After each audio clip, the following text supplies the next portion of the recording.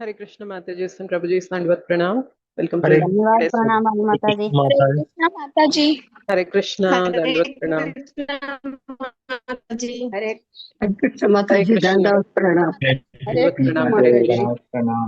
हरे कृष्ण दंडवत धन्यवाद प्रणाम। माता हरे कृष्ण। हरे कृष्ण। हरे कृष्ण अंदर की दंडवत प्रणाम। Thank you so much for joining today session. So మనం ఈరోజు 11వ అధ్యాయం చర్చించుకోబోతున్నాము. 11వ అధ్యాయం పేరు విశ్వరూప దర్శనం. ఓకే, సో మనం మంగళాచరణం చేసి ఇవాళ అధ్యాయాన్ని స్టార్ట్ చేద్దాము.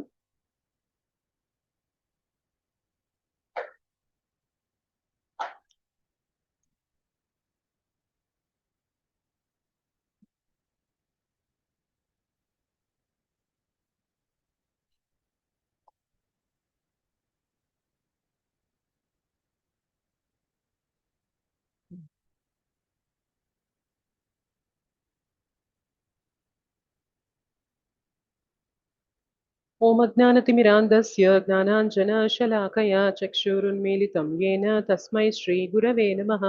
श्रीचैतन्यमनोभीष्टं स्थापितं येन भूतले स्वयं रूप कदा मह्यं ददाति स्वपदान्तिकम्.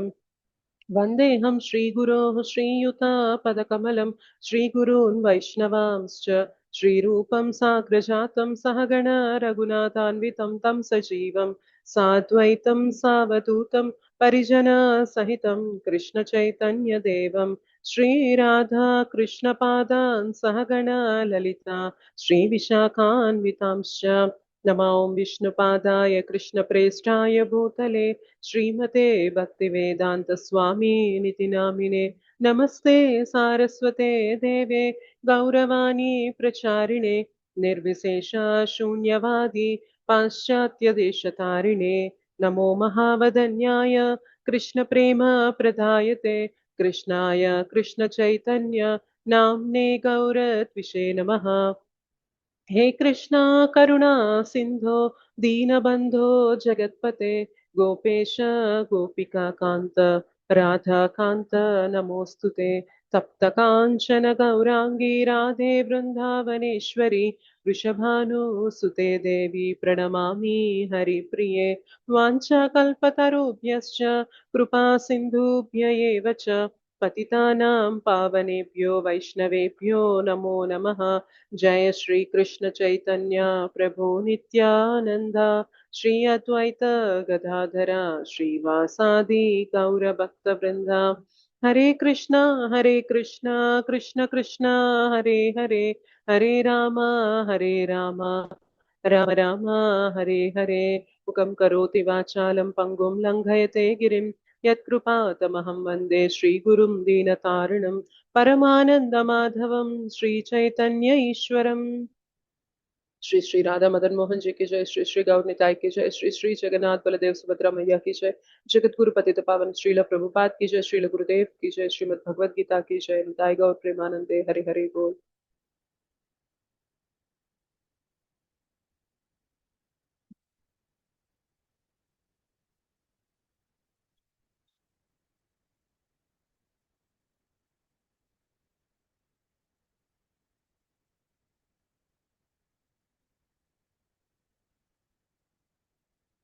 Yes.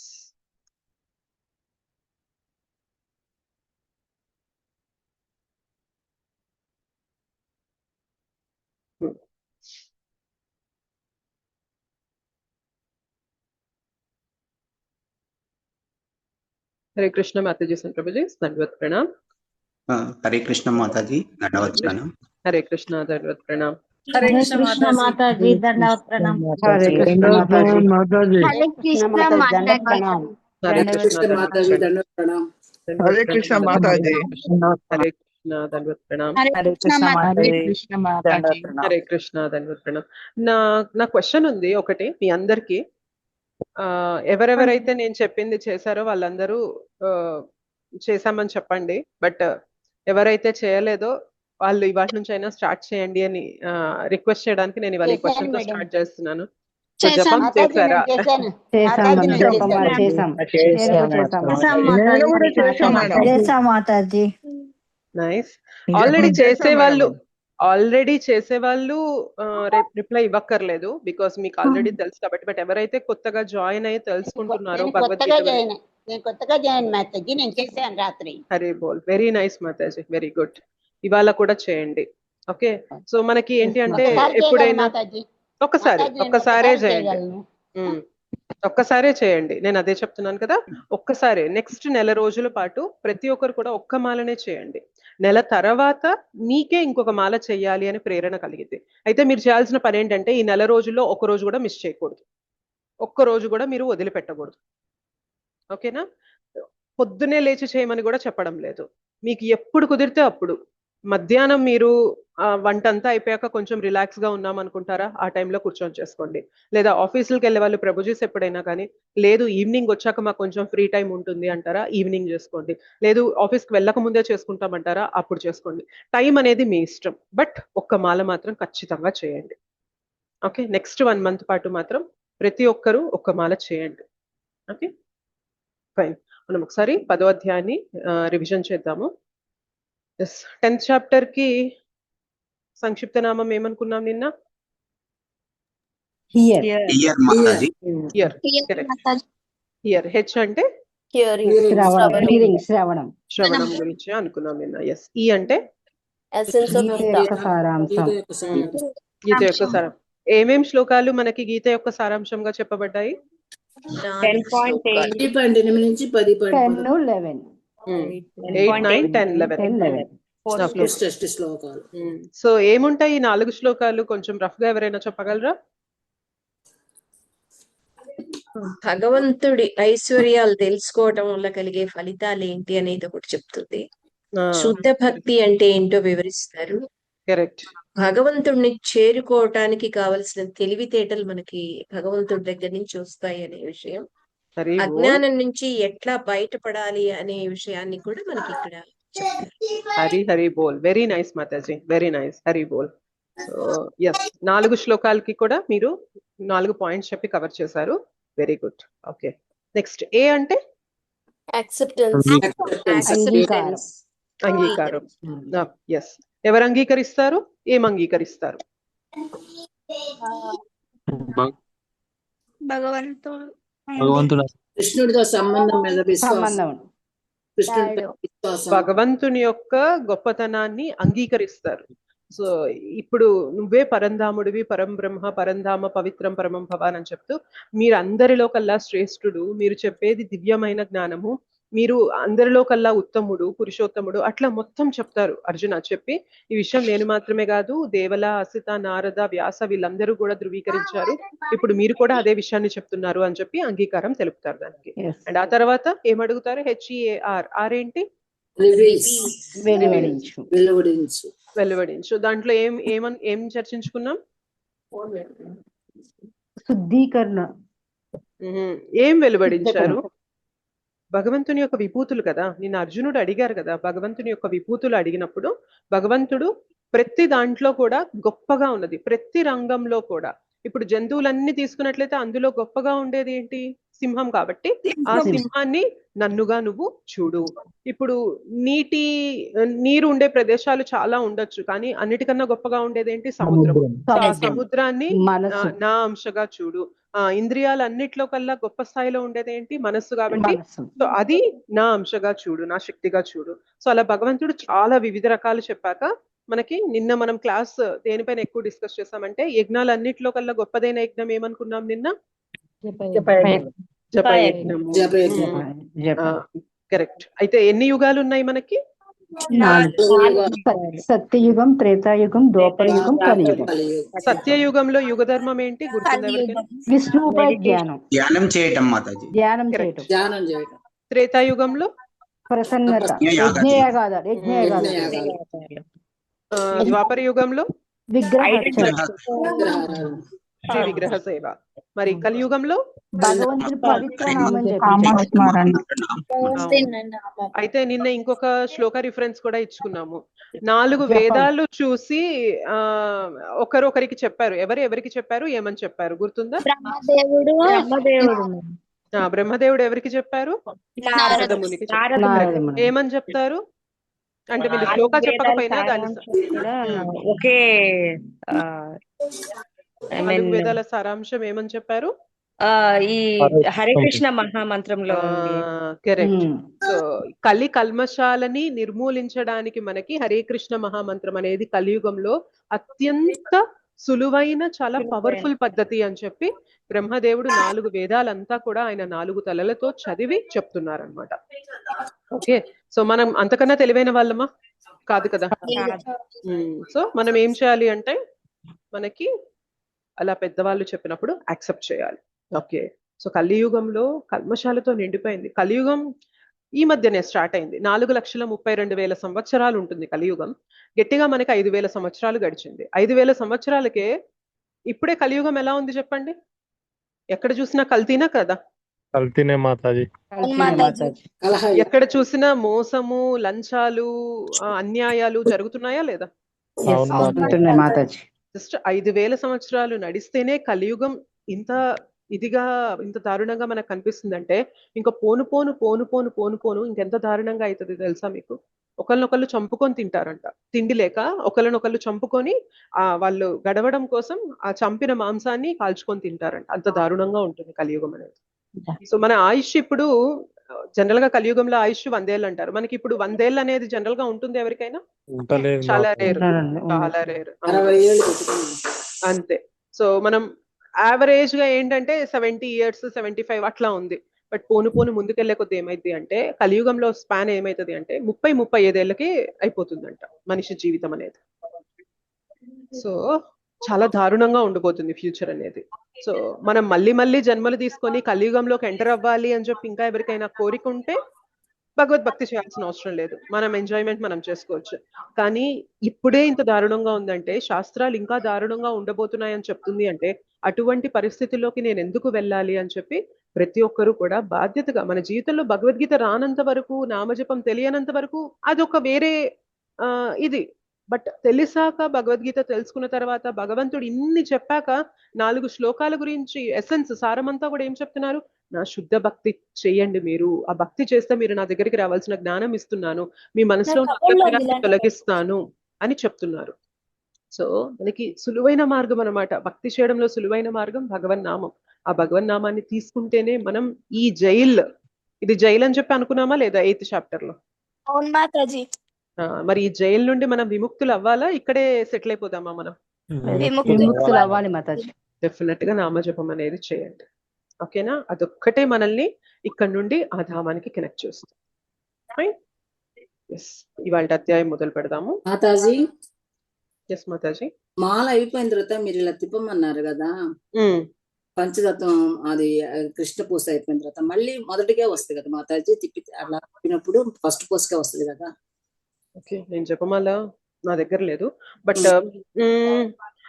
ఇప్పుడు మీరు చేసుకుంటూ వస్తారు కదా మాతాజీ, లాస్ట్ పూసకు వచ్చాక మీకు కృష్ణ బీడ్ వస్తుంది కదా.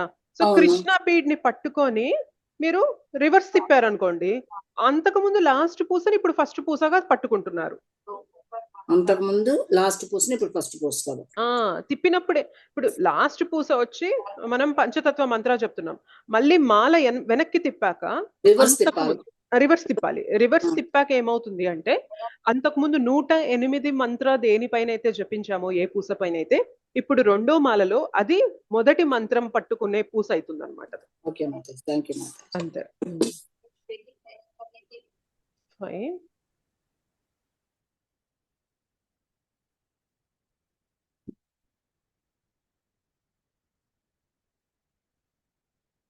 ఇవాళ అధ్యాయం కూడా కృష్ణ కృపామూర్తి ఏసీ భక్తి వేదాంత స్వామి శ్రీల ప్రభుపాదుల వారికి అంకితం.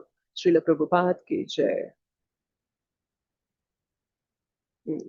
సో 11వ అధ్యాయం విశ్వరూప దర్శనం. దీని యొక్క సంక్షిప్త నామం పేరు రూప. విశ్వరూపము, దీనికి సంక్షిప్త నామం కూడా దగ్గరగా ఉంది, రూప. ఓకే. ఆర్ అంటే రిక్వెస్ట్, అభ్యర్థన. సో అర్జునుడి అభ్యర్థన అనేది ఇక్కడ చెప్తారు. So R request. యు అంటే యూనివర్సల్ ఫార్మ్, భగవంతుని యొక్క విశ్వరూపం అనేది చూపించడం జరుగుతుంది. పి ప్రేయర్స్ ఆఫ్ అర్జున, అర్జునుడి ప్రార్థనలు. ఏ ఆర్మ్డ్ ఫార్మ్, బాహురూపము. Okay. Request universal form, prayers of Arjuna armed form. ఇప్పుడు ఆర్ రిక్వెస్ట్. ఏంటి అసలు రిక్వెస్ట్? ఎవరు పెడుతున్నారు రిక్వెస్ట్? ఏమని పెడుతున్నారు చూద్దాం. సో విశ్వరూపం కోసం అర్జునుడి అభ్యర్థన. ఏవమేతద్యథా తత్వం ఆత్మానం పరమేశ్వర ద్రష్టుమిచ్చామి తే రూపం ఐశ్వరం పురుషోత్తమ.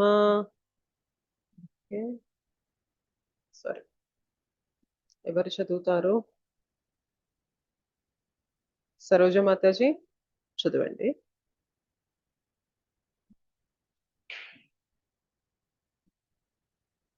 హరే కృష్ణ. సరోజ మాతాజీ. సరే, రామలక్ష్మి మాతాజీ. జై శ్రీకృష్ణ మాతాజీ. హరే కృష్ణ మాతాజీ చదవండి.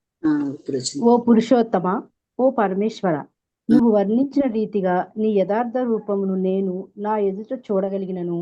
నువ్వు ఏ విధంగా ఈ విశ్వమునందు ప్రవేశించితివో నేను గాంచ అభిలాషించుచున్నాను. నీ యొక్క ఆ బ్రహ్మాండమైన రూపమును నేను దర్శింపగోరుదును. థ్యాంక్ యూ మాతాజీ. హరే థ్యాంక్ కృష్ణ. యూ మాతాజీ. అర్జునుడు అభ్యర్థన పెడుతున్నారు. ఓ పురుషోత్తమ, ఓ పరమేశ్వర, నీవు వర్ణించిన రీతిగా నీ యథార్థ రూపమును నేను నా ఎదుట చూడగలిగినను. నీవు ఏ విధంగా ఈ విశ్వమునందు ప్రవేశించుతువో నేను గాంచన అభిలాషించుచున్నాను. నీ యొక్క బ్రహ్మాండమైన రూపమును నేను దర్శించగోరుతును. యాక్చువల్గా భగవద్గీత 10వ అధ్యాయంతోనే అయిపోయింది. 10వ అధ్యాయంలోనే ఎప్పుడైతే భగవంతుడు ఆ సారమంతా చెప్పాక అర్జునుడు తన యొక్క యాక్సెప్టెన్స్ ని చెప్తారు కదా. నేను నిన్ను కంప్లీట్ గా నువ్వు చెప్పిందంతా నేను యాక్సెప్ట్ చేస్తున్నాను కృష్ణ అని. 11వ అధ్యాయం మొదటి శ్లోకం ఏం చెప్తారు తెలుసా? నా మనస్సు, నా కన్ఫ్యూజన్ అంతా కూడా పోయింది కృష్ణ అని చెప్తారు.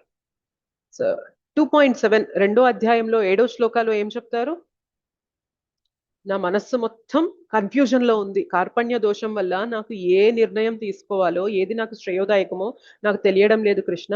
దయచేసి నువ్వు నా గురువుగా ఉండి నన్ను శిష్యుడిగా అంగీకరించి సరెండర్ అయిపోతాడు. సరెండర్ అవుతారు. శరణాగతి పొంది నేను ఏ మార్గాన్ని తీసుకోవాలో నాకు తెలుపు అని చెప్పి శరణాగతి కోరుతాడు. అప్పుడు చెప్తారు నాకు అసలు మొత్తం కన్ఫ్యూజన్ ఉంది, అయోమయ స్థితిలో ఉన్నాను అని. సో ఎప్పుడైతే ఇంకా కృష్ణ మనకి మొత్తం ఇన్స్ట్రక్షన్స్ ఇస్తారో 11.1 శ్లోకాలో అర్జునుడు చెప్తారు, నా మనస్సులో ఉన్న సందేహము, కన్ఫ్యూజన్ అంతా కూడా తొలగిపోయింది కృష్ణ. ఆ భ్రాంతి ఏదైతే ఉందో అదంతా నాకు తొలగిపోయింది అని చెప్తున్నారు. అయితే ఇంక ఇక్కడ నుంచి ఎట్లా అంటే క్వశ్చన్ అండ్ ఆన్సర్ సెషన్ లాగా అనుకోవచ్చు అనమాట మనం. సో అర్జునుడు కొన్ని అడుగుతూ ఉంటారు, కృష్ణ దానికి ఆన్సర్లు ఇస్తూ ఉంటారు. మళ్ళీ అర్జునుడు కొన్ని అడుగుతూ ఉంటారు, ఆన్సర్లు ఇస్తూ ఉంటారు. లేదా అర్జునుడికి అర్థమయ్యే విధంగా కృష్ణ ఇంకొన్ని డీటెయిల్స్ ఎక్స్ట్రా ఇవ్వడం అట్లా జరుగుతూ ఉంటుంది అనమాట. ఓకేనా? బట్ ఇది కూడా మన భగవద్గీతలో భాగమే. ఇది కూడా మనం తెలుసుకోవాలి. ఇప్పుడు ఏమడుగుతున్నారంటే అర్జునుడు, కృష్ణ యథార్థ రూపంలో నువ్వు నా కళ్ళ ముందు ఉన్నావు, నాకు చాలా ఆనందంగా ఉంది నేను ఇలా చూడడం. అయితే నా మనసులో ఒక కోరిక కలిగింది కృష్ణ. ఏంటి అంటే, నువ్వు చెప్తున్నావు కదా ఈ జగత్తు మొత్తం కూడా నీ శక్తినే అని చెప్తున్నావు, నువ్వే అన్నిటినీ నడిపిస్తున్నాను అని చెప్తున్నావు, అన్నీ కూడా నీపైనే ఆధారపడి ఉన్నాయి. ఎలా అయితే ఒక ముత్యాల హారం అనేది, ముత్యాలన్నీ కూడా ఆ తాడుకి, ఆ తీగకి, ఏదైతే మనకి నెక్లెస్ లోపల తాడు ఉంటుందో దానిపైన అన్నీ అమర్చి పొందిగ్గా ఉన్నాయో, అలానే నీ వల్లనే మొత్తం జగత్తు అనేది నడుస్తుంది అంటున్నావు కదా. ఆ జగత్తుని నడిపించే రూపం ఏదైతే ఉంటుందో నీ రూపము, ఈ విశ్వమునందు ఏ రూపంలో నువ్వు ప్రవేశించావో ఆ రూపాన్ని నాకు చూడాలనుంది, దయచేసి ఆ రూపం యొక్క దర్శనం నాకు కలిగించు అని అడుగుతారు అనమాట. ఓకేనా? సో కృష్ణ ద్విబాహు రూపంలో ఉన్నారు ఇప్పుడు అక్కడ. భగవంతుడు అర్జునుడి యొక్క రథసారథిగా అక్కడ ఉన్నారు. సో ఇరువురి మధ్యన సంభాషణ జరుగుతూ ఉంది. సంభాషణ జరుగుతున్నప్పుడు అర్జునుడు అడుగుతున్నారనమాట, నీ రూపం నేను చూస్తున్నా, కానీ నువ్వు ఏ రూపంలో ఈ బ్రహ్మాండాన్ని మొత్తాన్ని నడిపిస్తున్నావో, జగత్తు మొత్తాన్ని నడిపిస్తున్నావో ఆ రూపం నాకు చూడాలని ఉంది అని అర్జునుడు క్వశ్చన్ చేస్తున్నారనమాట. ఓకే,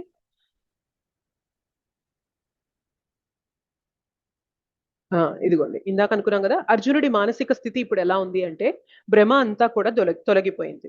2వ అధ్యాయంలో మొత్తం భ్రమలో ఉన్నాడు, బట్ ఇప్పుడు మాత్రం భ్రమ అనేది తొలగిపోయింది. ఆయనకి క్లారిటీ వచ్చింది అనమాట. ఏం చేయాలి, తన ధర్మం ఏంటి, తను ఏం చేయాలి అనేది తనకి అర్థమైంది. సో దేవాది దేవుడు కృష్ణనే అని అంగీకారం తెలుపుతున్నారు. అండ్ ఇదంతా విన్న తర్వాత ఆయనకి చాలా సంతృప్తి అనేది కూడా కలిగింది, దాన్ని కూడా వెల్లడిస్తున్నాడు. అండ్ వినయపూర్వకమైన అభ్యర్థనని పెడుతున్నాడు ఇప్పుడు అర్జునుడు. సో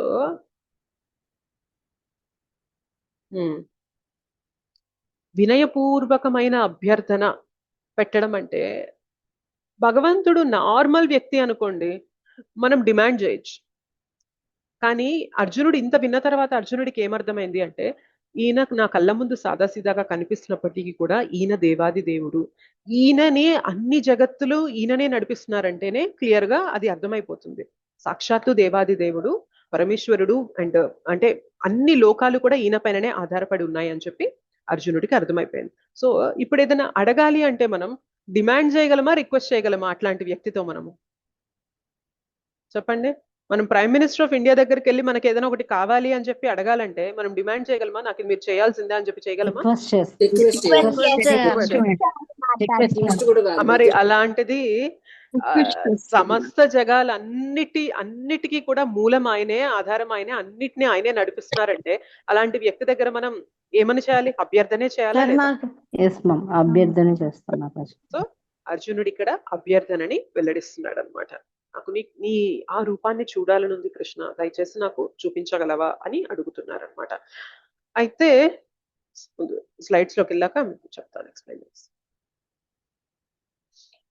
అర్జునుడు ముఖ్యంగా శ్రీకృష్ణుని విశ్వరూపమును చూపించమని ఎందుకు కోరను, ఎందుకు అడిగారు అర్జునుడు? మనకి డౌట్ వస్తుంది. ఏంటి అంటే, పోనీ అర్జునుడికి ఏమన్నా అంత విశ్వాసం లేదా? కృష్ణుడు నిజంగా దేవాది దేవుడా, కృష్ణుడే సమస్తాన్ని నడిపిస్తున్నాడని చెప్పాడు కదా, మరి అర్జునుడికి ఏమన్నా విశ్వాసం లేకుండా ఉండి దాన్ని డౌట్ గా పెట్టి ఆ డౌట్ ని క్లియర్ చేసుకోవడానికి అడుగుతున్నాడా అంటే కాదు. ఓకే, ఎప్పుడైతే అర్జునుడు భగవంతుడు చెప్పే మాటలు వింటూ ఆయన వినయపూర్వకంగా ఆ ఇన్స్ట్రక్షన్స్ అన్ని తీసుకున్నారో అక్కడే ఆయన విశ్వాసం అనేది ప్రూవ్ అయిపోయింది, అర్జునుడి విశ్వాసం. మరి ఎందుకు అడుగుతున్నారు ఇప్పుడు విశ్వరూపాన్ని అంటే, విశ్వరూపాన్ని అడుగుతుంది అర్జునుడు మనందరి కోసము.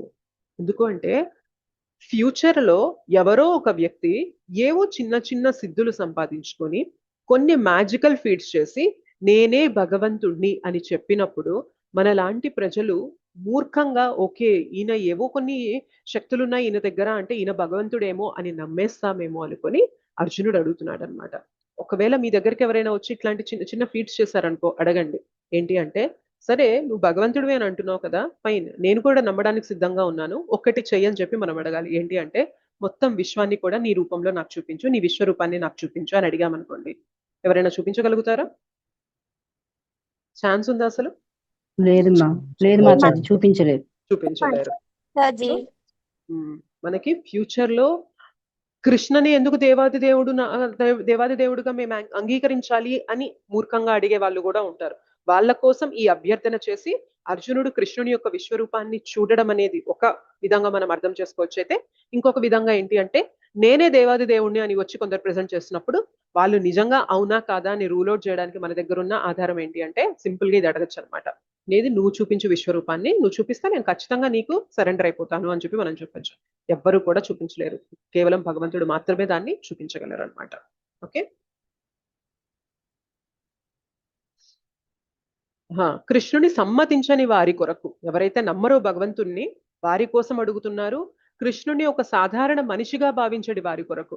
సో ఓకే, ఆయన కూడా ఒక హిస్టారిక్ పర్సనాలిటీ, మహాభారతంలో ఉన్నారు, కొంచెం యోధుడు, చాలా మంది రాక్షసుల్ని చంపారు అనే అనుకుంటారు చాలా మంది.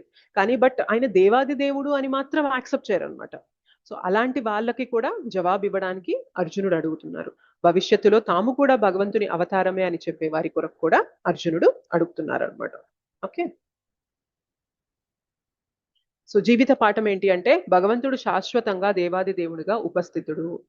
అయితే భగవంతుడు స్వతహాగా భగవంతుడు ఏదో సాధన చేసి భగవంతుడు అవ్వాల్సిన అవసరం అనేది ఆయనకి లేదు. ఓకే, ఇప్పుడు మనం ఏదన్నా ఒక స్కిల్, ఒక నైపుణ్యాన్ని పెంచుకోవాలి అంటే మనం ఒక ప్రాసెస్ లో ఒక సాధన అనేది చేస్తూ ఆ నైపుణ్యాన్ని తెచ్చుకొని పలానా విషయంలో వీళ్ళు ఎక్స్పర్ట్ అని పేరు తెచ్చుకుంటారు. కానీ భగవంతుడు అలా కాదు. ఆయన ఏమి హీఈస్ నాట్ మేడ్ అంటే ఆయన భగవంతుడిగా తయారవ్వలేదు, ఆయన భగవంతుడే అంతే. ఆయన ఏదో పద్ధతిని పట్టుకొని అది చెయ్యడం వల్ల భగవంతుడు అయ్యారు అని అనుకుంటారేమో అని చెప్తున్నారనమాట. ఆయన ఏది పద్ధతిని పట్టుకోనో ఏదో మార్గాన్ని పట్టుకోనో భగవంతుడు అవ్వడం అనేది ఉండదు. ఆయన స్వతహాగా భగవంతుడు. అలా భగవత్ తత్వాన్ని ఆయన చూపించడానికి విశ్వరూపాన్ని ఇప్పుడు అర్జునుడు అడుగుతున్నారు అనమాట. అయితే మనమేం అర్థం చేసుకోవాలి అంటే జీవులు ఆయన యొక్క సేవకులు, జీవులు శాశ్వతంగా ఆయన సేవకులు మాత్రమే. భగవంతుడు భగవంతుడే, ఆయన ఏ మార్గాన్ని పట్టుకొని భగవంతుని యొక్క ఐశ్వర్యాలు అనేవి పొందలేదు. స్వతహాగా ఆయన భగవంతుడు, మనం స్వతహాగా ఏంటి అంటే ఆయన సేవకులం. సో మనం భగవంతుడు అవ్వాలి అని అనుకునే కొద్ది ఏమవుతుంది అంటే ఈ మాయ ప్రపంచంలో పడిపోయి ఉంటాం. బట్ ఎప్పుడైతే అర్థం చేసుకుంటామో నేను భగవంతుని అవ్వడం ఏంటి, నేను ఒక దాసుణ్ణి, భగవంతుని యొక్క సేవకుణ్ణి మాత్రమే అని ఎప్పుడైతే అనుకుంటామో అది కరెక్ట్ మార్గంలో మనం ఉన్నట్లు అనమాట. ఓకే, ఏమంటారు తెలుసా, జీవేర స్వరూప హోయ్ కృష్ణేర నిత్యదాస్ అంటారు అనమాట. జీవుని యొక్క స్వరూపం ఏంటి అంటే కృష్ణుని యొక్క నిత్యదాసుడు. అదే జనరల్ గా మనకి దాసుడు అంటే చాలా తక్కువగా చులకనగా అనిపిస్తుంది. అదేంటి మాతాజీ, ఇంత చదువుకొని ఇంత సంపాదిస్తూ ఇంత ఒక మర్యాదగా మనం ఉంటూ ప్రపంచంలో ఒక సమాజంలో దాసుడు దాసురాలు అని చెప్పి అలా ఎలా అంటారు అంటే మనం ఒక రాంగ్ క్యాలిక్యులేషన్ ఉంటుంది అనమాట. జనరల్ గా సర్వెంట్ అనే విషయం ఈ భౌతిక జగత్తులోకి వచ్చేసరికి చాలా చులకనగా అనిపిస్తుంది. కానీ ఆధ్యాత్మిక జగత్తులో భగవంతుని యొక్క దాసుడా మీరు అంటే ఎంతో మంది చాలా చాలా చాలా మర్యాదగా చూస్తారంట. ఎందుకు అంటే భగవంతుడి దాసుడు అంటే మీరు భగవంతుడికి చాలా సన్నిహితంగా ఉంటారు. భగవంతుడికి ఏమేమైతే కావాలో మీరే దగ్గరుండి చూసుకుంటూ ఉంటారు అంటే మీరు ఎంత క్లోజ్ భగవంతుడికి, అంత గొప్ప వ్యక్తికి మీరు క్లోజ్ అంటే మీ పొజిషన్ ఇంకెంత గొప్పది అని అందరూ కూడా రెస్పెక్ట్ ఇస్తూ ఉంటారు. ఇక్కడ మాత్రం ఏంటి అంటే దాసుడు అంటే కొంచెం అచులకన భావం ఉంటుంది. ఎప్పుడు కూడా మన భౌతిక జగత్తు కోణంలో ఆధ్యాత్మిక జగత్తు విషయాలు అర్థం చేసుకుంటూ ఉంటే మనకి తప్పుగా అనిపిస్తాయి, చాలా చులకనగా కనిపిస్తాయి. బట్ నిజమైన స్థితి ఏంటి అంటే మనం అక్కడ దాసులు. బట్ ఇవాళ ఎందుకు ఇలా ఇక్కడ బాధపడుతున్నామంటే మనం బాస్ అవ్వాలి అని అనుకుంటున్నాం అనమాట. మనం ఎప్పుడైతే దాసుడిని దాసురాల్ని అని భావిస్తూ భగవంతుని సేవలో మనం నియుక్తం అవుతున్నాం అనుకోండి, దెన్ వీఆర్ గుడ్. బట్ నేను భగవంతుడితో నాకేంటి సంబంధం, నాకు అన్ని నేనే సంపాదించుకోగలను, నేనే అన్ని కష్టపడి నేను చేసుకోగలను అనే భావనలో, నేనే బాస్ గా ఉంటాను అనే భావన వచ్చాము అంటే మాత్రం, భావనలోకి వచ్చామంటే మాత్రం ఇక్కడ కర్మబంధనంలో చిక్కుకుపోతాము. ఓకేనా? సో భగవంతుడి దాసుడిగా అవ్వడం అనేది చాలా ఉన్నతమైన పొజిషన్ అన్నమాట. చాలా చాలా ఉన్నతమైన పొజిషన్. ఇప్పుడు అర్జునుడిని కృష్ణుడిని, అర్జునుడేమో రథంలో పైన కూర్చొని ఉన్నారు, కృష్ణుడేమో రథంలో రథసారథిగా కూర్చొని ఉన్నారు. వాళ్ళిద్దరిని చూస్తే ఎవరు స్వామి ఎవరు దాసుడు అని చెప్పి అడిగితే ఏం తెలియని వ్యక్తి ఏం చెప్తారు చెప్పండి? అర్జునుడు పైన ఉన్నాడు రథంలో కూర్చున్న ఆయన స్వామి అయి ఉండాలి, రథాన్ని నడుపుతున్న ఆయన దాసుడు అయి ఉండాలి, అదే కదా రూల్ అని అనుకుంటాము. సో అది మనకి భౌతిక జగత్తులో అలా ఉంటుంది. ఎందుకంటే సేవకుడు ఎప్పుడు కూడా మన లో గ్రేడ్ సర్వీసెస్ చేస్తూ ఉంటారు, స్వామి ఎప్పుడు కూడా ఆ సర్వీసెస్ ని తీసుకొని ఎంజాయ్ చేస్తూ ఉంటారు. కానీ ఆధ్యాత్మిక ప్రపంచంలోకి వచ్చేసరికి ఏమవుతుంది తెలుసా, భగవంతుడు స్వామి అయినా కూడా నువ్వు నా దాసుడివి అని చెప్పి నువ్వు నాకు ఇంకా సేవ చేస్తున్నావు కదా, నేను నీ దాసుడిని అవుతాను అని చెప్పి భగవంతుడు దాసోహం అయిపోతారనమాట. అది ఆధ్యాత్మిక జగత్తులో మనకి కంప్లీట్ గా మారిపోతుంది. సో ఆ పిక్చర్ చూసినప్పుడు మనకు అర్థం అవ్వాలి, స్వామి పొజిషన్ లో ఉన్నప్పటికీ కూడా భగవంతుడు తన భక్తునితో ప్రతిస్పందించడానికి ఒక దాసుని పొజిషన్ కూడా తీసుకోవడానికి సిద్ధమైపోతాడు. అంత గొప్పది భగవంతుని దాసుడిగా ఉండే పొజిషన్. అర్థమవుతుందా? సో చాలా చాలా చాలా గొప్పదన్నమాట. ఇంతకు ముందు కూడా అన్నాను కదా, భక్తులు ఎప్పుడు కూడా స్వామికి ఎలా సేవ చేయాలి అని ఆలోచిస్తూ ఉంటారు. కృష్ణ ఎప్పుడు కూడా నా భక్తులకి నేను ఎలా సేవకుడిగా ఉండాలి అని ఆలోచిస్తూ ఉంటారు అనమాట. ఎంత మీనియల్ సర్వీసెస్ చేస్తారంటే మొత్తం ఈ కురుక్షేత్ర యుద్ధంలో కానీ, ఆ తర్వాత వీళ్ళు నైట్ పడుకొని ఉంటారు కదా. అంటే యుద్ధం అంటే ఇప్పుడు మనకిలాగా ఎప్పుడంటే అప్పుడు ఏ టైంలో అంటే ఆ టైంలో అట్లా జరగవు, వాళ్ళకి కొన్ని ప్రోటోకాల్స్ ఉంటాయి. సో ఇరు సైన్యాలు రెడీ అన్నప్పుడే జరుగుతూ ఉండాలి. అవతల వ్యక్తి చేతిలో మనకి అస్త్రం అనేది ఉంటేనే ఇటువైపు వ్యక్తి అటాక్ చేయాలి. దీనికి కూడా ఒక టైం అనేది ఉంటుందన్నమాట. మార్నింగ్ ఈ టైం నుండి ఈవినింగ్ ఈ టైం వరకే వాళ్ళు యుద్ధం అనేది చేసుకోవాలి. ఆ తర్వాత అస్సలంటే అస్సలు అటాక్ చేయకూడదు అనమాట. అది రూల్స్ కి అగేన్స్ట్. సో యుద్ధం అంటే మార్నింగ్ అంతా యుద్ధం జరిగాక నైట్ ఏమైంది అంటే అక్కడక్కడే శిబిరాలు కట్టుకొని వాళ్ళు అక్కడ సేద తీరుతూ ఉంటారన్నమాట. సో ఒకసారి ఏమైతుంది అంటే అర్జునుడు వీళ్ళందరూ కూడా శిబిరాలు కట్టుకొని లోపల నిద్రిస్తూ ఉంటే కృష్ణ మాత్రం బయట కాపలాదారులాగా, ఒక చౌకీదారులాగా కర్ర పట్టుకొని వాళ్ళు శిబిరాల బయట తిరుగుతూ ఉంటారంట. సో కృష్ణ ఒకసారి లేపుతారు, అర్జునుని లేపుతారు, అర్జున నువ్వేంటి ఇంత హాయిగా నిద్రపోతున్నావు, భీష్మదేవ అక్కడ ఆల్రెడీ మాటిచ్చారంట, మిమ్మల్ని అందరినీ రేపు చంపేస్తానని చెప్పి దుర్యోధనుడికి మాటిచ్చారు, మిమ్మల్ని చంపడానికి 5 బాణాలు కూడా సిద్ధం చేశారంట అని అంటేను, అవును కృష్ణ నేను విన్నాను, నాకు తెలిసింది ఆ విషయము, అయినా నాకు నిద్ర వస్తుంది నన్ను పడుకొని అంటారు. ఇప్పుడు కృష్ణ అడుగుతారనమాట, నిద్ర వస్తుందంటావేంటి, భీష్మదేవుడు మిమ్మల్ని చంపాలి అని ప్రతిజ్ఞ తీసుకొని 5 ఆ బాణాలు కూడా మంత్రించి రెడీగా పెట్టారు అంటే నీకు భయం వేయడం లేదా, రేపు పొద్దున యుద్ధంలో మీరు చనిపోతారంటే అప్పుడు అంటారనమాట, కృష్ణ నాకెందుకు భయం కృష్ణ, నువ్వు ఉన్నావు కదా నన్ను చూసుకోవడానికి, నాక ఇన్ని అస్త్రశస్త్రాలు ఇన్ని విద్యలు నాకు నువ్వు తెలిసేలాగా చేశావు, సో నా గొప్పతనం ఏంటో నీకు తెలుసు, నువ్వా నీ భక్తుల్ని ఎంత కాపాడుకుంటావో అనేది నీ గొప్పతనం నాకు తెలుసు, మరి ఇట్లా తెలిసినప్పుడు ఎందుకంత వర్రీ అవ్వాలి అని చెప్పి అర్జునుడు ప్రశాంతంగా నిద్రపోతూ ఉంటారనమాట. అప్పుడు అనుకుంటారంట భగవంతుడు, ఎంత దారుణమైన స్థితిలో ఉన్నానంటే నేను, నా భక్తులకి ప్రమాదం జరుగుతూ ఉంటే వాళ్ళేమో హాయిగా ముసుగేసుకొని పడుకుంటూ ఉన్నారు, నేనేమో నిద్ర పట్టకుండా బయట వీళ్ళ శిబిరాల బయట మాత్రం ఇట్లా ఒక చౌకీదార్ లాగా తిరుగుతూ ఉన్నాను, ఇట్లా ఉంటది నా భక్తుల పరిస్థితి అని చెప్పి చెప్తారనమాట. సో మనం బేసిక్ ఎప్పుడు అర్థం చేసుకోవాలి, మనం భగవంతుడు అవ్వాలి అని కోరుకోవడమే మూర్ఖపు ఆలోచన అనమాట. భగవంతునికి నేను దాసునిగా ఉండాలి అని అనుకోవడం అనేది చాలా ఉన్నతమైన ఆలోచన.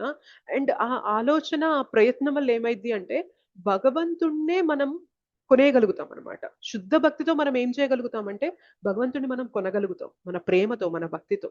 సో అంతకన్నా గొప్ప స్థితి ఏమన్నా ఉంటుందా చెప్పండి? ఏది ఉండదు కదా. ఏది ఉండదు మాతాజీ. ఏది ఉండదు.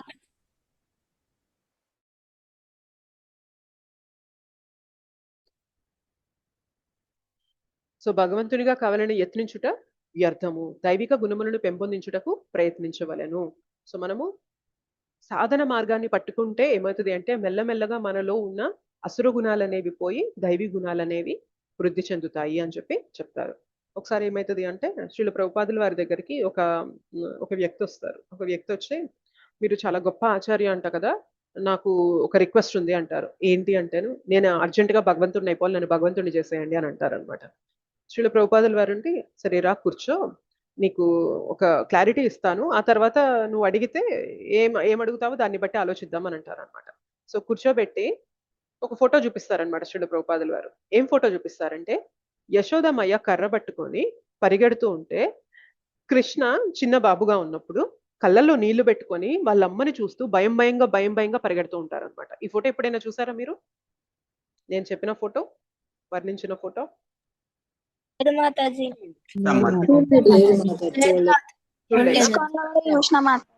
ఓకే ఫైన్, ఒక్క నిమిషం ఆగండి, నేను చూపిస్తాను మీకు.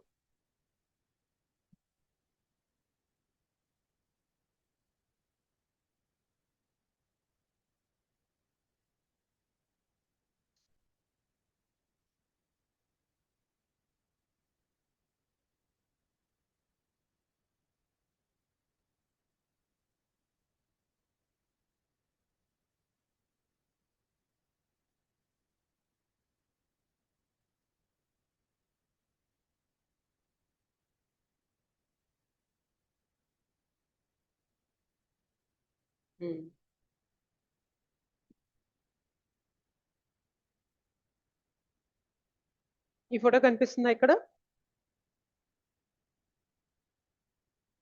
Yes no?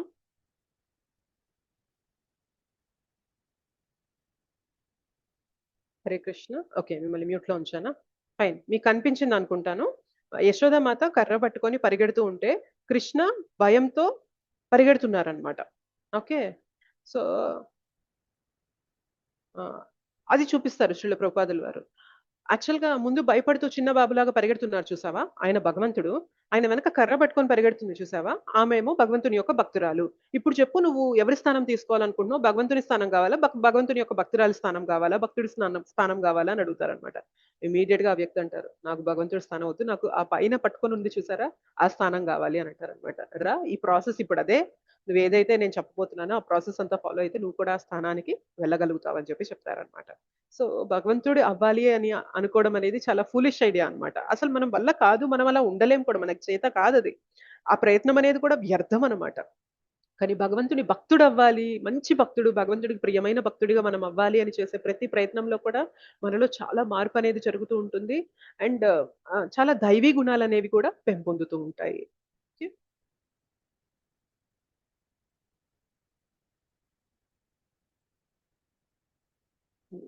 భక్తుల నమ్రతకు కృష్ణుడు బందీ అవుతాడు. సో ఎంతో వినయపూర్వకంగా అర్జునుడు అడిగారు కదా, సో దానికి మాత్రం భగవంతుడు ఫలం చేస్తారనమాట. సో అలా అర్జునుడి యొక్క రిక్వెస్ట్ కి భగవంతుడు ఇప్పుడు విశ్వరూపం యూనివర్సల్ ఫామ్ అనేది చూపిస్తున్నారు. సో ఇప్పటిదాకా మనం డిస్కస్ చేసాము రిక్వెస్ట్, ఇప్పుడు యూనివర్సల్ ఫామ్ విశ్వరూపం. సో ఈ విశ్వరూపంలో ఏమేమి ఉంటది అంటే భగవంతుడిచే విశ్వరూప వర్ణన, సంజయుడిచే విశ్వరూప వర్ణన, అర్జునుడిచే విశ్వరూప వర్ణన, మరియు అర్జునుడికి కృష్ణుడి ఉపదేశాలు అనేవి చూద్దాం. సో విశ్వరూపాన్ని చూపిస్తూ ఏం చేస్తారంటే కృష్ణ, ఓ అర్జున, నీవు చూడగోరు సమస్తమును నా దేహమున ఒక్కమారుగా గాంచుము. నీవు ప్రస్తుతము ఏది చూడగోరినను మరియు భవిష్యత్తున ఏది వీక్షింపదలచినను ఈ విశ్వరూపము నీకు చూపగలదు. సో ఏం చూడాలనుకుంటున్నావో విశ్వంలో అదంతా కూడా నా ఈ విశ్వరూపంలో చూడొచ్చు. అయితే భవిష్యత్తులో ఏం జరుగుతుందో కూడా నువ్వు చూడగలవు. ఇది మాత్రం స్పెషల్ మర్సీ అర్జునకి మాత్రమే ఇస్తున్నారనమాట కృష్ణ ఇక్కడ. స్థావర జంగమాది సర్వము ఏక స్థానమున దీని అందే సంపూర్ణంగా కలవు. ఈ విశ్వరూపంలో కదిలేవి కదలనివి సమస్తం అన్ని కూడా ఒకే ఈ విశ్వరూపంలో నువ్వు చూడగలవు అని చెప్తున్నారు. ఓకే, సో కృష్ణుడిచే విశ్వరూప వర్ణన, వ్యక్తమైనది మరియు అవ్యక్తమైనది కృష్ణుడి దయ వల్ల మాత్రమే చూడవచ్చు. సో ఈ విశ్వరూపం చూడాలి అంటే భగవంతుని కృప అనేది ఉండాలి. సో విశ్వరూపం చూడడం అంటే మనం ఒకే చోట ఉన్నప్పుడు మన దృష్టి ఎంతవరకు వెళ్తుంది చెప్పండి? ఈ కన్ను కొంచెం అంతవరకు చూడగలదు, ఈ కన్ను ఇంతవరకు చూడగలదు. అంతకు మంచి మనం బియాండ్ రేంజ్ అనేది మనం చూడగలుగుతామా? మన కళ్ళకు ఆ శక్తి ఉంటుందా? చూడలేము. కానీ ఇప్పుడు అర్జునుడు ఎలా చూస్తున్నారంటే మొత్తం విశ్వంలో ఉన్న ఎలిమెంట్స్ అన్ని కూడా కదిలేవి కదలనివి సమస్తం అన్ని కూడా ఒకే ఒక్క రూపంలో చూస్తున్నారంటే అదెంత విస్తారంగా ఉంటుందో ఆలోచించండి. సో భగవంతుడు ఏం చేస్తారంటే అర్జునుడికి దివ్య దృష్టిని ప్రసాదిస్తారు. ఆ దివ్య దృష్టి లేకుండా మన యొక్క చర్మచక్షుతో మన యొక్క మెటీరియల్ సెన్సెస్ తో ఈ కళ్ళతో మనం భగవంతుడిని చూడలేమన్నమాట. భగవంతుడు దానికోసం అర్జునుడికి కృపని ప్రసాదిస్తూ దివ్య దృష్టిని ఇస్తారు. ఆ దివ్య దృష్టి ద్వారా అర్జునుడు ఉన్న చోటులోనే సమస్త విశ్వాన్ని కూడా భగవంతుని యొక్క విశ్వరూపంలో దర్శనం చేసుకుంటున్నారు అన్నమాట. ఓకేనా?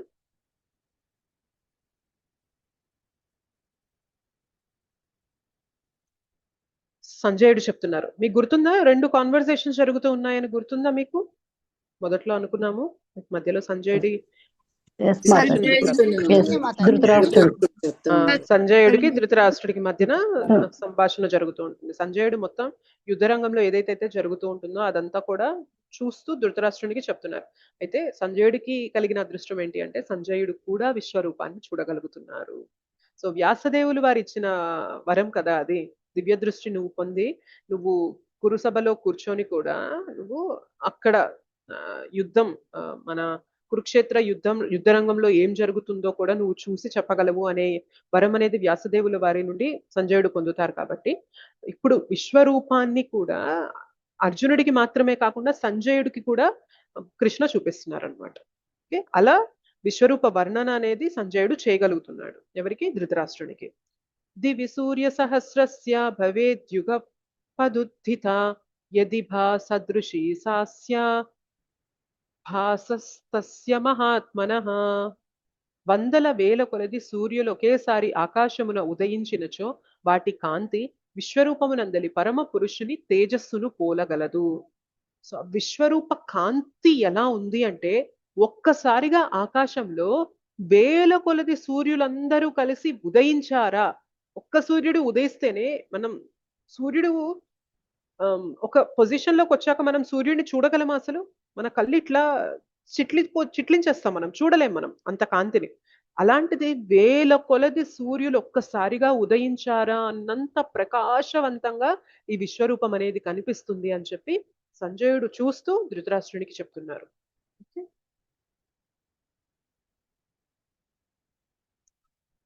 ఇప్పుడు అర్జునుడు చెప్తున్నారు, ఏమంటున్నారంటే అన్ని జీవులు కూడా నాకు ఒకే చోట కనిపిస్తున్నాయి విశ్వరూపంలో. సమస్తం విశ్వంలో ఉన్న ప్రతి ఒక్క జీవి కూడా ఆ విశ్వరూపంలో కనిపిస్తుందంట. కృష్ణుడు అపరిమితుడు, భగవంతుడికి పరిమితం అనేది ఉండదు, ఆయన అపరిమితుడు, ఆయన అన్లిమిటెడ్. ఆయన్ని మనం అసలు తెలుసుకోలేము. ఆయన ఆయన ఎంతవరకు విస్తారం చెంది ఉన్నారనేది కూడా మనకి అర్థం కాదు. అంత అపరిమితంగా ఉన్నారు భగవంతుడు అని చెప్తున్నారు. సూర్యుని వలె జ్వలిస్తున్నాడు. సో సూర్యుడు ఎలా అయితే భగ భగ మండుతూ ఉంటారో అలా ఈ విశ్వరూపం చూస్తున్నప్పుడు అర్జునుడికి ఆ భగవంతుని యొక్క విశ్వరూపం అంత జ్వలిస్తుందా అన్నట్లుగా ఉన్నది అని చెప్తున్నారు. అపరిమితమైన దానిని వర్ణించడానికి ప్రయత్నం చేస్తున్నారు. అసలు అర్జునుడికి అర్థం కావట్లేదన్నమాట. ఎక్కడ మొదలైంది, ఎక్కడ మధ్యన, ఎక్కడ చివర ఈ మొత్తం విశ్వరూపంలో ఇన్ని బోలెడన్ని తలలు కనిపిస్తున్నాయి. తర్వాత స్లైడ్స్ లో వస్తది. సో ఒక్కసారిగా అన్ని తలలు, అన్ని చేతులు, అన్ని కాళ్ళు, అన్ని ఉదరాలు అన్ని కనిపిస్తుండేసరికి అసలు దీనికి మొదలేంటి, మధ్యనేంటి, అంతమేంటి అనేది కూడా అర్థం కావట్లేదంట. అంత అపరిమితంగా ఉంది ఈ విశ్వరూపం అని చెప్తున్నారు. సూర్య చంద్రులు నేత్రాలుగా ఉన్నాయా ఈ విశ్వరూపానికి అన్నంత ఇదిగా ఉంది విశ్వరూపం అంటున్నారు. అనేక బాహూధర వక్త్ర నేత్రం పశ్యామి త్వాం సర్వతోనంత రూపం నాంతం న మద్యం న పునఃస్థవాదిం పశ్యామి విశ్వేశ్వర విశ్వరూప. హే విశ్వప్రభు విశ్వరూప, నీ దేహమునందు అపరిమితముగా సర్వత్రా వ్యాపించున్న అనేక బాహువులను, ఉదరములను, ముఖములను, నయనములను నేను గాంచుచున్నాను. నీ యందు ఆది మధ్యాంతములను నేను గాంచలేకున్నాను. ఓ కృష్ణ, ఇప్పుడు విశ్వప్రభు విశ్వరూప అని చెప్తున్నారనమాట. ఈ రూపం చూస్తూ ఉంటే అసలు ఎక్కడ మొదలైంది, ఎక్కడ మధ్యన, ఎక్కడ అంతమని నాకు అర్థం కావట్లేదు. వేల కొలది తలలు కనిపిస్తున్నాయి, వేల కొద్ది చేతులు, వేల కొద్ది ఉదర భాగాలు, వేల కొద్ది కాళ్ళు అనేవి కనిపిస్తున్నాయి. అసలు నాకు ఏంటి అనేది కూడా అర్థం కావట్లేదు అని చెప్పి చెప్తున్నారు అనమాట అర్జున. ఓకే, ఇంకా మొత్తం విశ్వమంతా కూడా ఆయన ఒకే చోట నిలబడి మొత్తం అన్ని జీవుల్ని అంతటినీ కూడా అక్కడి నుంచి చూస్తున్నారంటే ఎంత అంటే ఎంత అపరిమితంగా ఉంటుందో అది ఆలోచించండి. సో కాలరూపంపై అర్జునుడి వర్ణన. జ్వలిస్తున్న అగ్ని బయటకు వెలువడుతుంది. అగ్ని బయటకి ఇలా కక్కుతుందంట ఆ విశ్వరూపం నుండి. సర్వత్రా వ్యాపించింది ఆ విశ్వరూపము. దేవీ దేవతలు మరియు ఋషులు తమ అభ్యర్థనలు తెలుపుచున్నారనమాట. వాళ్ళు రిక్వెస్ట్లు పెడుతున్నారనమాట. స్వామి మాకు భయమేస్తుంది విశ్వరూపాన్ని చూస్తూ ఉంటే అని అందరూ కూడా అభ్యర్థనలు పెడుతూ ఉన్నారు. ప్రేమ భావం భయంగా మారిపోయింది. ఇప్పటిదాకా భగవంతుడు అంటే ద్విబాహు రూపంలో చూస్తూ ఉన్నాడు కదా, ఆయన భగవంతుడు అని తెలుసుకున్నారు. ఆయన నా మిత్రుడు అనే భావన కూడా ఉంది కాబట్టి ఆ ప్రేమ భావము, స్నేహ భావం అనేది ఉంది. కానీ ఒక్కసారిగా ఈ రూపం చూడగానే అర్జునకి ఇంకా మైండ్ బ్లాంక్ అయిపోతుంది అనమాట. ఏంటిది, ఈ రూపం ఏంటి, నువ్వేంటి, అసలు ఏంది ఇంత భయంకరంగా ఇంత భయానకంగా ఉన్నావు, నోట్లో నుండి మంటలు ఇట్లా వస్తూ ఉన్నాయి, అసలు ఏంది, ఏం జరుగుతుంది అన్న గందరగోళంలో ఉన్నాడనమాట అర్జున. భీష్ముడు, ద్రోణుడు, కర్ణుడు నీ నోటిలోకి ప్రవేశించుచున్నారు. ఒక్కొక్కళ్ళు ఇట్లా మనకి ఎట్లా అంటే చెరుకు మెషిన్ తిరుగుతూ ఉంటే, చెరుకు గడ పెడుతూ ఉంటే అట్లా స్క్వీజ్ అయిపోతూ వెళ్తుంది కదా. సో ప్రతి ఒక్కరు కూడా ఆ విశ్వరూపం నోటిలోకి వెళ్ళిపోతున్నారంట.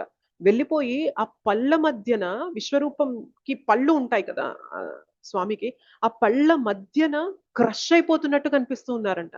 ఇదంతా చూడగానే అసలు అర్జునుడికి పిచ్చెక్కిపోతుంది అనమాట. ముందు భయం అనేది మొదలైంది. ఏంటిది, నేను ఏం చూస్తున్నాను, ఇది ఇంత భయానకంగా ఉంది ఏంటి అని ఆ స్థితిలో ఉన్నాడు. ఓకే, సో అర్జునుడికి కృష్ణుడి ఉపదేశాలు.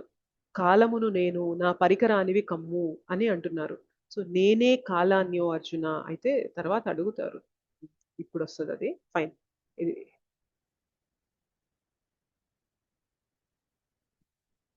ఓకే, ఇది అయ్యాక ఇక్కడ చూద్దాం, ఆగండి. అమీ చత్వాం ధృతరాష్ట్రస్య పుత్రాః సర్వే సహైవావనిపాల సంఘైః భీష్మో ద్రోణః సూత పుత్రస్తథాసౌ సహాస్మదీయైరపి యోధ ముఖ్యైః. తమ పక్షపు అందరితో సహా ధృతరాష్ట్ర తనయులు భీష్ముడు, ద్రోణుడు, కర్ణుడు మరియు మా పక్షపు యోధ ముఖ్యులు కూడా వేగముగా నీ భయంకరమైన నోళ్ల యందు ప్రవేశించుచున్నారు. వారిలో కొందరు నీ దంతముల నడుమ చూర్ణిత శిరులై తగులుకొనుటను నేను గాంచుచున్నాను.